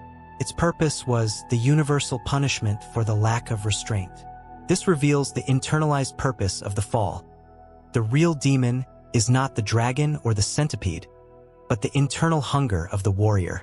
The rise of the Shura was the death of the discipline, proving that skill without compassion is a disease that consumes the host. The physical environment of the roof of Ashina Castle during the Shura choice provides insight into the chilling decisiveness of the fall. The wind is cold and the sun is dimming as the wolf stabs Emma the physician in the throat. The lore of the execution of the compassion explains that her purpose is the final moral anchor. By killing the woman who healed him, the wolf sunders his last link to human empathy. This was the era of the heartless blade. This reveals the testing purpose of the Emma battle. It is the final obstacle placed by the universe to see if the wolf has any soul left. This shows that the history of the Shura is a history of the void, where the shinobi erases the healer to ensure the bleeding never stops. The relationship between the old man Ishin and the Shura wolf represents the final judgment of the legend. Ishin, though near death, picks up his sword one last time to slay the demon before it can escort the world into darkness. The lore suggests that Ishin saw this coming. His purpose was the emergency brake of the reality. He uses the fire of his old age to match the fire of the Shura. This reveals the paternal purpose of the Sword Saint. He is killing his pupil to save the pupil's dignity. This was the era of the Ashina Pyre. The history of the final fight is the history of the irony, where the protector of the land must burn the land to extinguish the monster he helped to create. Furthermore, the lore of the owl's final moment represents the betrayal of the betrayer. After the wolf slays Ishin, the owl returns, cackling with triumphant greed, holding the black mortal blade. However, the wolf stabs the owl from behind without warning or reason. The lore suggests that Ashura has no allies, not even family. His purpose was the elimination of the puppeteer. This reveals the unpredictable purpose of the Shura. He is no longer bound by the Iron Code because he has become the fire that burns the code. This shows that the history of the owl is a history of the backfire, where the master is consumed by the weapon he spent decades sharpening. The lore of the 10th year of the bloodshed represents the apocalyptic aftermath of the Shura ending. The narrator reveals that in the years following that night, a demon haunted the lands of Ashina, and thousands were slaughtered in a senseless massacre. The lore suggests that the wolf has become the storm. Its purpose was the total erasure of the civilization. This reveals the nihilistic purpose of the dark ending. The conflict over the dragon's heritage ends because there is nobody left to fight for it. This was the era of the Crimson Mist. The history of the Shura is the history of the scythe, which cuts the wheat and the weeds until the field is bare. The relationship between the embers on the skin and the lost prosthetic represents the physical manifestation of the damnation. In the final cutscene, the wolf's arm is enveloped in supernatural flame. The lore suggests that he no longer needs the mechanical arm because his hatred has given him a limb of fire. Its purpose was the integration of the hell. This reveals the corruptive purpose of the fall's conclusion. The shinobi has fused with the flames of hatred. This shows that the history of the Shura is a history of the furnace, where steel melts into slag and man melts into monster. The act concludes with the silent scream of the dying land.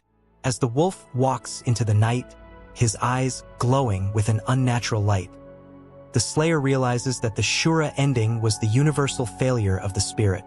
It shows that the search for power always ends in the loss of the self. The slayer understands that the wolf is now the ultimate predator, a ghost that feeds on the world because he can no longer feel. The rise of the demon wolf is the final judgment of the shadow, proving that in the land of Ashina, victory is a grave for those who lose the meaning of the fight. The legacy of the Shura in this chapter is the horror of the total consumption. We realize that loyalty is a fragile thread and power is a poison that tastes like glory. The purpose of the workshop of the massacre was to unleash the beast, and the fall was the incineration of the world. As the screen fades to black over the smoking ruins of the castle, hearing the wet, rhythmic sound of a blade continuing to strike a dead body, they understand that the history of the Shura is the history of the fire, a fire that warms nobody but burns the future until there is nothing left but the ash of the memory. The 14th chapter in our 20-part chronicle of Sekiro steps away from the central figures of the palace and the throne to examine the pitiable stagnancy of Hanbei the Undying. Located in the quiet corners of the dilapidated temple, Hanbei serves as a living testament to the failure of the centipede's gift. While the Divine Heir possesses the dragon's heritage, Hanbei is burdened by the infestation, a lower form of immortality that is essentially a biological error. The lore of this era is the lore of the burden of the infested. Its purpose was the documentation of the endless fatigue. The history of Hanbei is the history of the warrior who cannot rest. A man who has died 1,000 times, but is rejected by the underworld because of the vermin in his blood. This is the tragedy of the training partner, proving that the gift of life is a sentence of exhaustion when it is granted by a parasite rather than a god. The lore of the undying soldier provides the tragic foundation for Hanbei's existence. Originally a samurai who fought in the wars of Ashina's past, Hanbei was cursed with the centipede during a time of heretical experimentation. The lore suggests that he is a failed prototype. His purpose was the practical testing of the undying. Because he cannot die, he offers himself to the wolf as a living target, allowing the shinobi to practice his arts without consequence. This reveals the dehumanizing purpose of the fall's lesser immortality. Hanbei is no longer a man with honor. He is a training dummy with a pulse. The rise of his resilience was the death of his purpose, proving that everlasting life erases the meaning of the struggle. The physical manifestation of the centipede within the body provides insight into the involuntary resurrection within the fall.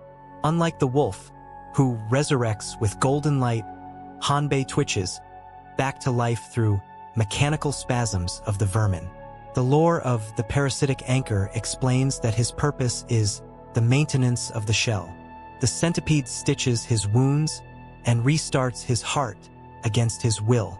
This was the era of the forced vitality.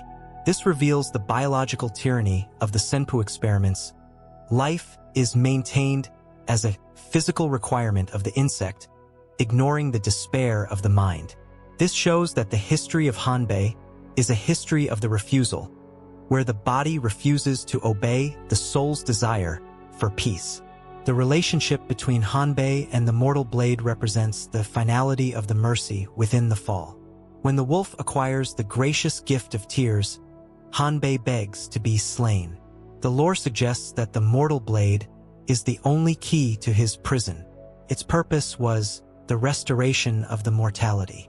By severing the centipede, the wolf grants Hanbei the dignity of a true death. This reveals the compassionate purpose of the slayer's weapon. The mortal blade is not a tool of murder, but a tool of liberation. This was the era of the final rest. The history of the execution is the history of the gratitude, where the warrior smiles as the red blade cuts the tether to the world. Furthermore, the lore of the hidden forest and the infested represents the social contagion of the stagnancy. Hanbei is just one of many infested scattered throughout Ashina. The lore suggests that the vermin spreads through the stagnant water. Its purpose was the unintentional expansion of the scourge. This reveals the environmental purpose of the centipede. It is a symptom of the dragon's presence overflowing into the local fauna and humanity. This was the era of the crawling land. This shows that the history of the infested is a history of the leak, where the divinity of the palace leaks into the gutter and becomes a parasite. The lore of Hanbei's side story, found in the manga and supplementary texts, represents the heroism of the weary. Before meeting the wolf, Hanbei sought to protect the weak, but found that his undying nature only brought more pain to those he loved. The lore suggests that immortality is antisocial. Its purpose was the isolation of the undying. He cannot age with his friends, and he cannot share the fate of his comrades. This reveals the solitary purpose of the infestation. It separates the individual from the flow of the human experience. This was the era of the static soldier. The history of Hanbei is the history of the statue, which watches the world change while it remains the same. The relationship between the hidden tooth and Hanbei's suicide represents the philosophical weight of the ending. After Hanbei is severed, the wolf receives the hidden tooth, an item that allows for instant suicide without dragonrot penalty. The lore suggests that Hanbei left behind the method of his own survival. Its purpose was the legacy of the autonomy. It represents the right to die. This reveals the autonomic purpose of the fall's morality. In a world of forced life, the ability to end oneself is the ultimate freedom. This shows that the history of the tooth is a history of the choice, which Hanbei gave to the wolf as his final gift. The act concludes with the silent burial of Hanbei behind the temple. As the wolf stands over the small mound of earth, the slayer realizes that Hanbei was the universal mirror of the player's skill. He absorbed the failures and bloodshed so the wolf could grow. The purpose of the immortal Hanbei was to be the sacrificial teacher of the mortality. He showed that resurrection is a weight and death is a reward. The slayer understands that Hanbei was the lucky one because he found a blade that could kill him. The rise of the empty training ground is the final movement of the undying's burden, proving that in the land of Ashina, true rest is a luxury that must be earned with steel. The legacy of Hanbei the Undying in this chapter is the horror of the pitiable stagnancy. We realize that living forever is a slow erosion of the identity, and pain is the only thing that remains when death is removed. The purpose of the workshop of the infested was to keep the body moving, and the fall was the evaporation of the spirit. As the wolf walks away from the quiet grave, hearing the soft rustle of the leaves covering the dirt, they understand that the history of Hanbei is the history of the target, a target that finally refused to be hit anymore and chose to vanish into the quiet dark. The 15th chapter in our 20-part chronicle of Sekiro shifts its focus to the small human stories of the war, examining the lore of Black Hat Badger and the Senpu assassins, Ratmen. While the Grand Lords fight for the dragon's blood, these diminutive mercenaries fight for survival and closure. The lore of this era is the lore of the shadowy defectors. Its purpose was the humanization of the disposable asset. The history of the Badger is the history of the Father's Mourning, a member of the Nightjar or Senpu scouts who deserted his post after the death of his son. This is the tragedy of the kite, proving that even in a land of immortal monsters, the heart of a parent remains mortal and fragile, and that the Ashina conflict is built upon the broken spirits of the small men who were tossed aside by the great machine of the state. The lore of the Senpu assassins provides the cultural foundation for the Badger's origin. These rats, as Ishin calls them, are short-statured shinobi who wear large bamboo hats that double as iron shields. The lore suggests that they were bred or recruited for their low profile and stealth. Their purpose was the espionage of the sacred mountain. They served the corrupted monks, kidnapping children for the rejuvenating water experiments.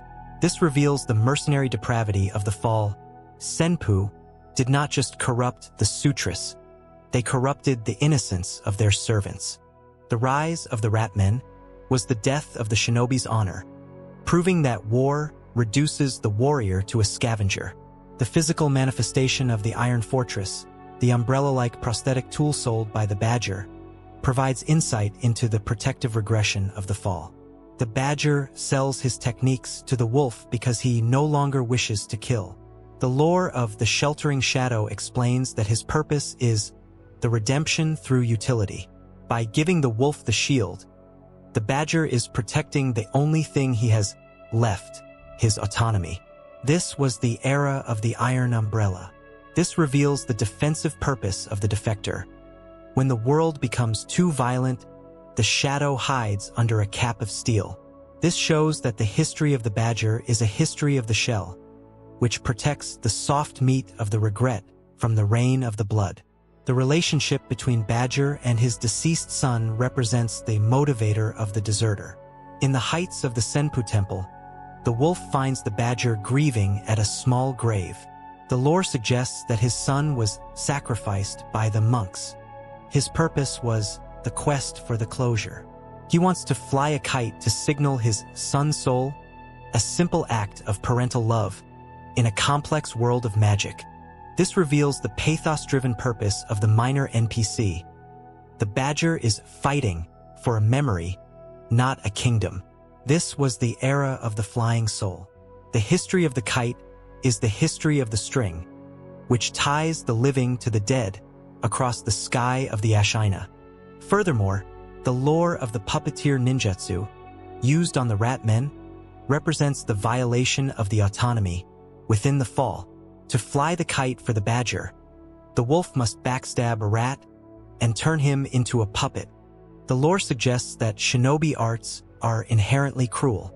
Its purpose was the utilitarian control. It forces the dead or dying to perform tasks against their will. This reveals the manipulative purpose of the shadow's technique. Even a good deed, helping the badger, requires an act of spiritual slavery. This shows that the history of the puppetry is a history of the thread, where agency is snared by the blood of the wolf. The lore of the badger's final stand during the Ministry invasion represents the finality of the redemption. When the Red Guard attacks the temple, the badger is found wounded after protecting the grave of his son. The lore suggests that he found his honor in the end. Its purpose was the defiance of the scavenger. He did not run away this time. He stayed to guard the nothingness he cared about. This reveals the individualistic purpose of the fall's conclusion. Meaning is not found in victory, but in the location where you choose to die. This was the era of the fallen hat. The history of the badger is the history of the stain, which marks the dirt where a man stopped being a tool. The relationship between the black hat badger and the white hat, his counterpart or brother, represents the duality of the assassin class. While the black hat defects, others stay and become more monstrous. The lore suggests that choice is the only difference between a hero and a monster. Its purpose was the moral divergence. This reveals the variable purpose of the rat men. They are a mirror for the wolf, showing what happens when a shinobi follows the path to its bitter conclusion. This shows that the history of the assassins is a history of the mask, where the hat hides the face of the man who is trying to weep. The act concludes with the silent fluttering of the kite over the chasm. As the wolf watches the silk dance in the wind, the slayer realizes that the badger was the universal voice of the collateral damage. He represented the parents whose children were eaten by the dragon's hunger. The purpose of the black hat badger was to be the human soul trapped in a monster's body. He showed that grief is the only thing that can kill the Iron Code. The slayer understands that the wolf gained more wisdom from the badger's kite than from the owl's rules. The rise of the final prayer at the small grave is the final movement of the defector's lore, proving that in the land of Ashina, love is the only thing that never resurrects, it only endures. The legacy of the badger in this chapter is the horror of the shadowy defectors. We realize that leaving the path is a death sentence and family is a weight that drags the shadow into the light. The purpose of the workshop of the morning was to signal the departed, and the fall was the shattering of the hat. As the wolf picks up the badger's last offering, hearing the faint sound of a child's laughter in the mountain air, they understand that the history of the badger is the history of the kite, a kite that flies high enough to see the heaven, but is tethered to the agony of the earth. The 16th chapter in our 20-part chronicle of Sekiro descends into the primordial power of the Great Serpent, the titanic white deity that haunts the canyons and valleys of Ashina. While the divine dragon is a foreign invader from the west, the serpent is an indigenous spirit of the land itself, a remnant of a time before clans and immortality. The lore of this era is the lore of the earth gods. Its purpose was the ecological enforcement of the depths. The history of the serpent is the history of the ancient sacrifice, where the people of the sunken valley once worshipped these massive reptiles as living kami. This is the subterranean majesty, proving that the land of Ashina has its own old laws that precede the celestial corruption, and that the wolf is merely a guest in a vertical jungle ruled by sliding scales and venomous breath. The lore of the white serpent worship provides the cultural foundation for the beast's significance. The Sunken Valley clan and the Mibu villagers share a primal fear and reverence for the creature. The lore suggests that the serpents are protectors of the waterways. Their purpose was the natural filter of the mountain. They consume the pollution and gatekeep the sacred caves. This reveals the atavistic purpose of the Falls mythology. Before Buddhism or samurai codes, there was the sibilant god of the mist. The rise of the serpent's influence was the beginning of the valley's isolation, proving that nature in Ashina is not a resource, but a landowner that demands a toll in blood. The physical manifestation of the serpent's viscera, fresh and dried, provides insight into the biological engine of the ascension within the fall. To reach the return ending, the wolf must hunt and harvest the hearts of these gods. The lore of the organ of the earth explains that its purpose is the stabilization of the vessel. By eating the god, the divine child anchors the dragon's power to the Ashina soil. This was the era of the visceral alchemy. This reveals the predatory purpose of the wolf's mission. To heal the world, the wolf must kill the old world. This shows that the history of the serpent is a history of the consumption, where spirituality is distilled into meat to fuel a miracle. The relationship between the great serpent and the wedding palanquin represents the ritualistic consumption of the fall. In the wedding cave, the serpent swallows those who seek ascension. The lore suggests that this was a test of purity. Its purpose was the selection of the worthy. Only those who can survive the belly of the beast or outsmart its gaze are eligible for the fountainhead. This reveals the judicial purpose of the serpent. It is the executioner of the unworthy. This was the era of the sacred digestion. The history of the palanquin is the history of the maw, which separates the pilgrim from the prey in the darkness of the earth. Furthermore, the lore of the serpent's blindness represents the lethality of the shinobi within the fall. Early in the journey, the wolf stabs the serpent's eye to escape a palisade. The lore suggests that gods can be wounded. Its purpose was the demystification of the divine. By maiming the kami, the wolf proves that steel is superior to myth. This reveals the sacrilegious purpose of the protagonist. The wolf is a blasphemer who blinds the land to achieve his goal. This shows that the history of the first wound is a history of the hubris, where the ant teaches the giant how to feel pain. The lore of the plunging death blow on the serpent represents the apex of the hunt. To obtain the fresh viscera, the wolf must leap from the Senpu heights and drive his sword through the serpent's skull. The lore suggests that this is a cosmic event. Its purpose was the execution of the ancient law. The land groans as its oldest inhabitant falls. This reveals the violent purpose of the homecoming path. New life, the return, is built on the carcass of the ancestral guard. This was the era of the fallen scale. The history of the killing is the history of the severance, where the wolf cuts the nervous system of the valley to free the spirit of the master. The relationship between the two serpents, the one in the valley and the one in the cave, represents the biological redundancy of the myth. The lore suggests that there is not just one serpent, but a species of god beasts. Its purpose was the continuity of the guard. This reveals the systemic purpose of the land's defense. Even if one god is slain, the labyrinth remains. This shows that the history of the serpents is a history of the infinite coil, which wraps around the mountain and chokes the curiosity of the humanity. The act concludes with the silent stagnation of the serpent's Denver. As the wolf walks away with the pulsing heart of the deity, the slayer realizes that the great serpent was the universal sentinel of the indigenous. It represented the beauty and terror of a land that wanted to be left alone. The purpose of the great serpent was to be the scale of the judgment. It showed that godhood is vulnerable to ambition. The slayer understands that the wolf has orphaned the valley to save the boy. The rise of the final serpent's hiss is the final movement of the earth god's lore, proving that in the land of Ashina, old gods bleed just like men, but their blood is the ink that writes the end of the world.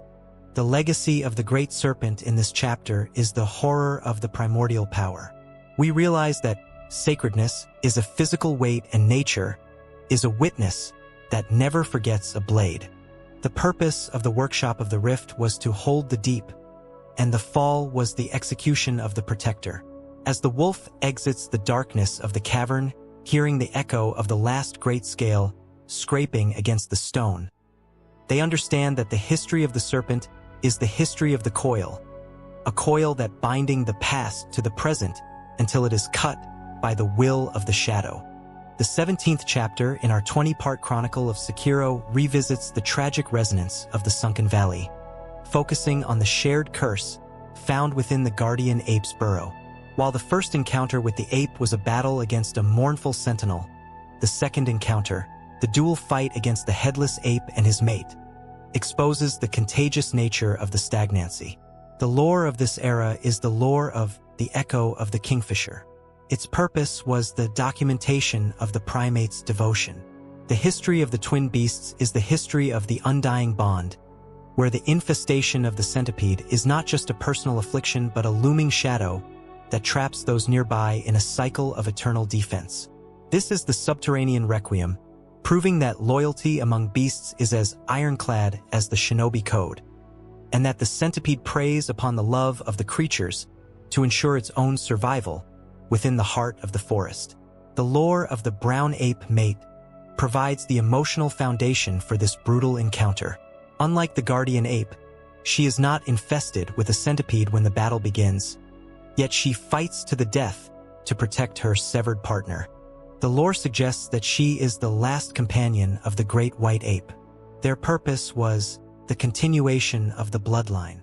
However, because the guardian ape is undying, their union is sterile and static.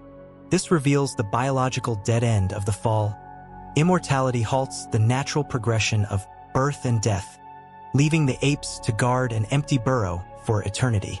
The rise of the mate's fury was the final gasp of the primal love, proving that stagnancy chokes the future of the species. The physical manifestation of the whistle of the kingfisher, found within the ape's anatomy, provides insight into the auditory memory of the fall. The kingfisher was a female shinobi who honed her skills in the sunken valley with the sculptor. The lore of the malcontent's ring explains that her purpose was the distraction of the bestial. She used the whistle to confuse the monsters. This was the era of the valley's song. This reveals the melancholic purpose of the ape's digestion. He carries the voice of the sculptor's partner in his guts. This shows that the history of the burrow is a history of the silence, which is only broken when the wolf retrieves the finger and returns the whistle to the world. The relationship between the headless ape and the centipede represents the parasitic command of the fall. In the second phase of the fight, the ape screams through his severed neck, a sonic attack that inflicts terror. The lore suggests that the centipede is vocalizing through the carcass. Its purpose was the intimidation of the mortal. The insect commands the muscle and bone to defy the laws of physics. This reveals the mechanical purpose of the infested. They are loudspeakers for the worm. This was the era of the hollow scream. The history of the headless is the history of the puppetry, where the will of the beast is submerged in the agenda of the parasite. Furthermore, the lore of the immortal severance of the ape represents the finality of the mercy within the fall. To truly kill the ape in the burrow, the wolf must use the mortal blade on the centipede itself after the body has fallen. The lore suggests that decapitation is insufficient for the infested. Its purpose was the total biological erasure.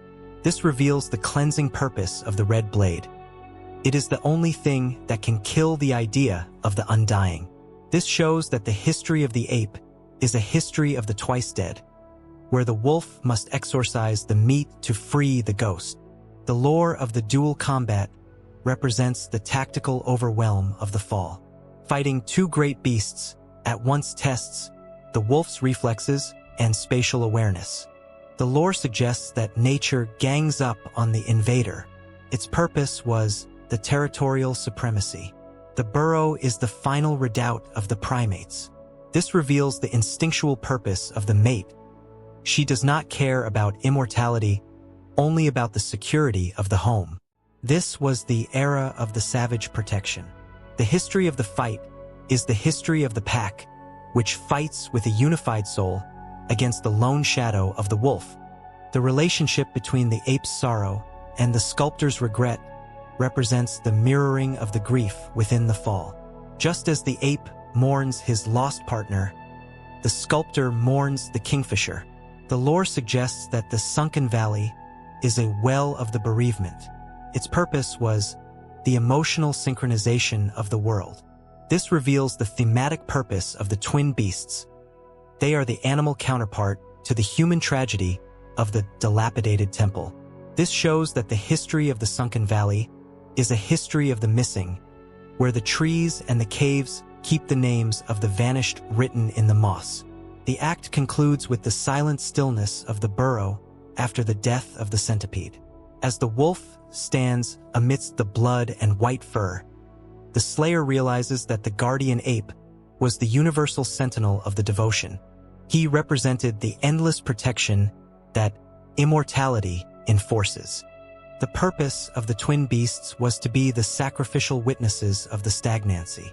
They showed that love can become a prison when death is forgotten.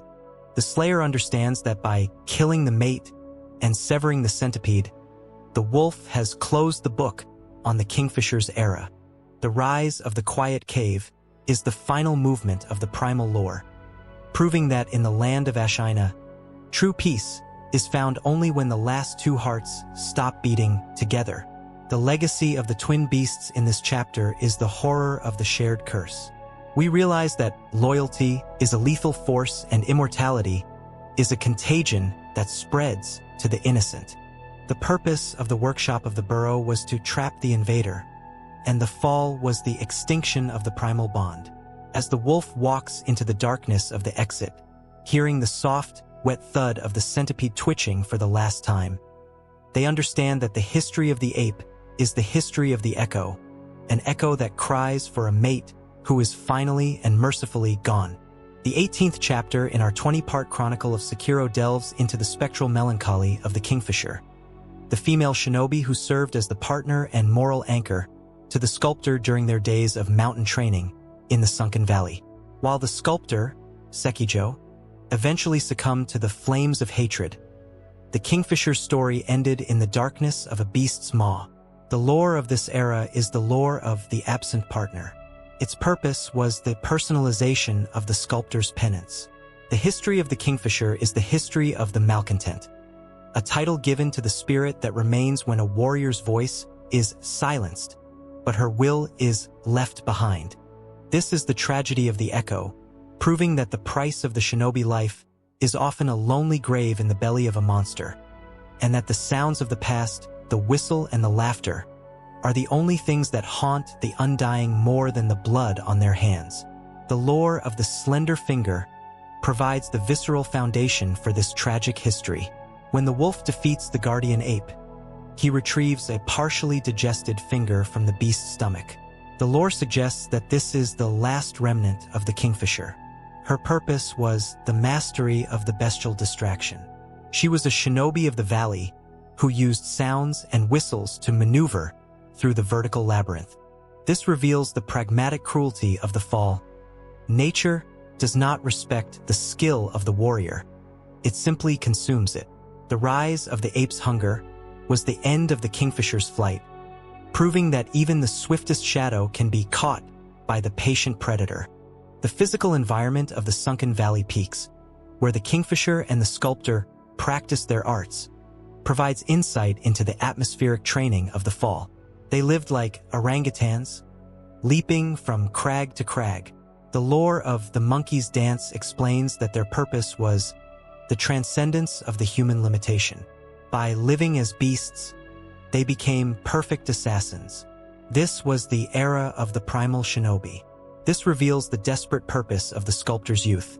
He found a family in the kingfisher and the apes, only to have that family destroyed by the very nature he emulated.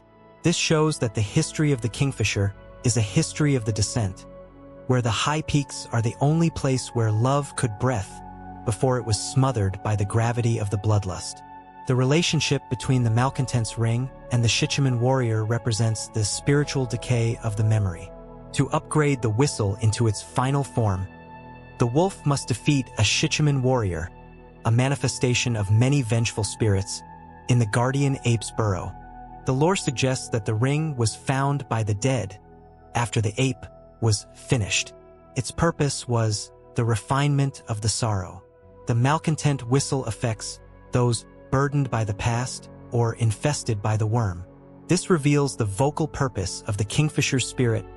She cries out to stop the monsters. This was the era of the wailing wind. The history of the ring is the history of the jewelry, which binds the ghost to the iron of the prosthetic. Furthermore, the lore of the sculptor's reaction to the whistle represents the breaking of the hermit's mask. When the wolf plays the malcontent whistle near the sculptor, the old man trembles and bows his head. The lore suggests that the sound pierces his denial. Its purpose was the forced remembrance. He remembers the woman who kept his Shura at bay. This reveals the stabilizing purpose of the kingfisher's life. She was the safety valve of the sculptor's soul. This shows that the history of the whistle is a history of the anchor, which held the orangutan to the earth until the chain was snapped by the teeth of the ape. The lore of the demon of hatred's vulnerability represents the final act of the partner. When the wolf faces the demon of hatred, the transformed sculptor, the malcontent whistle is the only thing that can stun the beast. The lore suggests that the demon is still the sculptor at his core, and he recognizes the sound of his friend. Its purpose was the momentary lucidity. It gives the wolf the opening to deliver the killing blow. This reveals the merciful purpose of the kingfisher's legacy. Even in death, she helps her partner die as a man rather than a monster. This was the era of the final serenade. The relationship between the kingfisher's whistle and the apparition-type enemies represents the metaphysical authority of the grief. The malcontent drives mad those who are transfixed by the dead. The lore suggests that sorrow is a weapon that cuts through the spectral. Its purpose was the countermeasure to the undying. This reveals the thematic purpose of the fall's arsenal. Technology is powered by human emotion. This shows that the history of the prosthetic is a history of the heartbeat, which drives the cogs and springs with the pressure of the unfinished business. The act concludes with the silent echo of the whistle fading into the mists of the valley. As the wolf lowers his arm, the slayer realizes that the kingfisher was the universal voice of the lost conscience. She represented the life that could have been for the sculptor if the war had not intervened. The purpose of the malcontent was to be the auditory ghost of the redemption. She showed that memory is the only thing that can hurt a demon.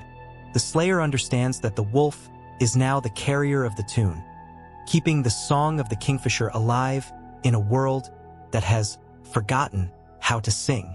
The rise of the final note is the final movement of the partner's lore, proving that in the land of Ashina, true love whistles through the gaps in the armor and finds the soul that is hiding in the fire. The legacy of the kingfisher in this chapter is the horror of the spectral melancholy.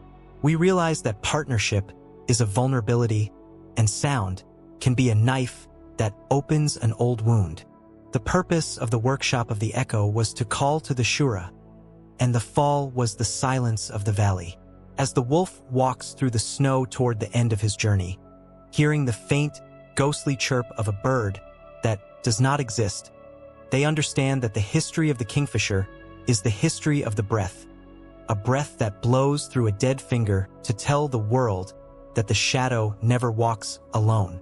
The 19th chapter in our 20-part chronicle of Sekiro ascends to the cosmic origin of the tragedy, unmasking the divine dragon as the celestial exile whose arrival transformed the land into a laboratory of stagnancy. While the people of Ashina worship the dragon's heritage as a gift of the heavens, the lore reveals it to be a parasitic displacement. The dragon is not indigenous to Japan. It flowed from the west, seeking a new soil after its original home was lost or corrupted. The lore of this era is the lore of the celestial exile. Its purpose was the terraforming of the mortal realm. The history of the divine dragon is the history of the Everblossom, the physical manifestation of the dragon's root in the human world. This is the summit of the curse, proving that the price of immortality is the slow asphyxiation of the land, and that the divine dragon is a beautiful parasite that drinks the vitality of the earth to maintain its eternal bloom. The lore of the Old One's arrival provides the historical foundation for the dragon's presence. Centuries ago, the dragon landed at the fountainhead, its life force so potent that it warped the water and flora of the mountain. The lore suggests that the dragon is wounded or incomplete. Its purpose was the search for a surrogate body. This reveals the invasive purpose of the fall. The dragon did not come to govern Ashina, but to survive within it. The rise of the celestial waters was the beginning of the stagnancy, proving that paradise is often an infection that redefines the host to suit the parasite. The history of the dragon is the history of the colonization, where the spirit of the West replaces the gods of the East. The physical manifestation of the Everblossom tree provides insight into the biological anchor of the fall. The Everblossom was a cutting of the dragon's true body that once bloomed in Ashina Castle. The lore of the withered branch explains that its purpose was the terrestrial connection. As long as the tree bloomed, the heritage was stable. However, when the owl stole a branch and the lineage was broken, the tree died, leaving the Ashina clan in a state of spiritual starvation. This was the era of the severed root. This reveals the fragile purpose of the divinity. The dragon requires a physical conduit in the human world to flow. This shows that the history of the Everblossom is a history of the theft, where men tore the limbs from God to keep the flower for themselves. The relationship between the gracious gift of tears and the mortal blade represents the ritualized extraction within the fall. To obtain the tears, the wolf must enter the dragon's dream and defeat the deity in a trial of lightning. The lore suggests that the dragon is crying because it is exhausted. Its purpose was the distillation of the end. The tears are the only substance that can coax the blood to leave the mortal body. This reveals the mournful purpose of the Slayer's duel. The wolf is not killing a villain. He is milking a tragedy. This was the era of the divine weeping. The history of the tears is the history of the medicine, which is squeezed from the eyes of a god who wants to sleep. Furthermore, the lore of the old dragons of the tree represents the failed generations of the immortality. Before the true dragon appears, the wolf must fight the old dragons, white, coughing creatures that represent the stagnancy of those who have stayed too long in the presence of the source. The lore suggests that proximity to God is toxic. Their purpose was the warning of the decay. This reveals the corruptive purpose of the fountainhead. Heaven is a hospital for those who refuse to die. This shows that the history of the old dragons is a history of the phlegm, where divinity mutates into a cough that spreads across the sky. The lore of the seven-branched sword, the dragon's weapon, represents the authority of the celestial storm. The dragon commands the wind and lightning. The lore suggests that these are the tools of the weathering. Its purpose was the protection of the stasis. The dragon strikes any invader who threatens its dream. This reveals the reactive purpose of the godhead. It is a cornered animal that uses the elements to hold its ground. This was the era of the celestial gale. The history of the sword is the history of the thunder, which roars to hide the sound of the god's heart breaking. The relationship between the divine dragon's wound and the wolf's missing arm represents the symmetry of the maimed within the fall. The dragon is missing its left arm, just as the wolf was. The lore suggests that the shadow and the god are linked by loss. Its purpose was the mirroring of the sacrifice. This reveals the sympathetic purpose of the wolf's journey. He is mending a broken world by wounding a broken god. This shows that the history of the dragon is a history of the amputation, where the universe tears away a piece of the whole to create the space for a new story. The act concludes with the silent harvest of the tears. As the wolf stabs the dragon's eye with the mortal blade, the slayer realizes that the divine dragon was the universal source of the selfishness. It represented the desire to exist at the expense of others. The purpose of the divine dragon was to be the gilded engine of the tragedy. It showed that beauty can cause rot. The slayer understands that the wolf has secured the antidote, but wounded the sky. The rise of the final dragon's breath is the final movement of the cosmic lore, proving that in the land of Ashina, gods are just bigger victims of the same despair that drowns the man. The legacy of the divine dragon in this chapter is the horror of the celestial exile. We realize that immortality is a foreign object in the body of the earth, and grace is a parasite that looks like a bloom.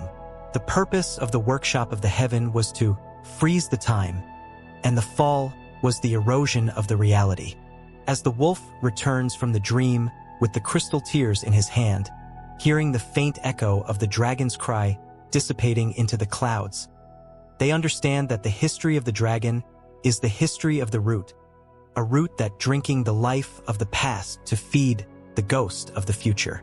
The 20th and final chapter in our Chronicle of Sekiro reaches the eternal conclusion of the Sengoku era, centering on the philosophical apex of the journey, the duel against Ishin, the Sword Saint. While the divine dragon represented the cosmic weight of the world, Ishin represents the human peak of the struggle. The lore of this final era is the lore of the legacy of the Ashina. Its purpose was the final reckoning of the mortal will. The history of the Sword Saint is the history of the rejuvenated legend, where the greatest warrior of his time is summoned from the great beyond at his physical prime to defend a kingdom that has already fallen.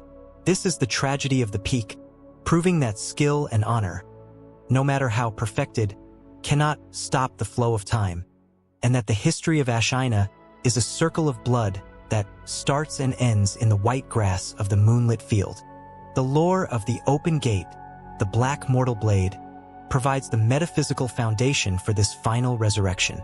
Unlike the wolf's gracious gift of tears, which severs life, Genikairo's Kaimon has the power to open a gate to the underworld. The lore suggests that life can be exchanged for greatness. Its purpose was the final sacrifice of the desperate. By cutting his own throat, Genichiro calls back his grandfather to save the land. This reveals the obsessive purpose of the fall. Ashina is a ghost that refuses to vanish, willing to drag the dead back into the light to fight a war that is already lost. The rise of the Sword Saint was the final breath of the patriotism, proving that loyalty can be a curse that denies the rest of the ancestors. The physical environment of the Silvergrass Field during the final hour provides insight into the thematic closure of the fall. The moon is low, casting long shadows over the flowers that hide the blood. The lore of the Field of the Beginning explains that its purpose is the mirroring of the origin. The wolf returns to the site of his first defeat to achieve his final victory. This was the era of the absolute sincerity. This reveals the narrative purpose of the duel. It is a conversation of steel. Ishin does not hate the wolf. He wishes to cross blades with the only man worthy of ending him.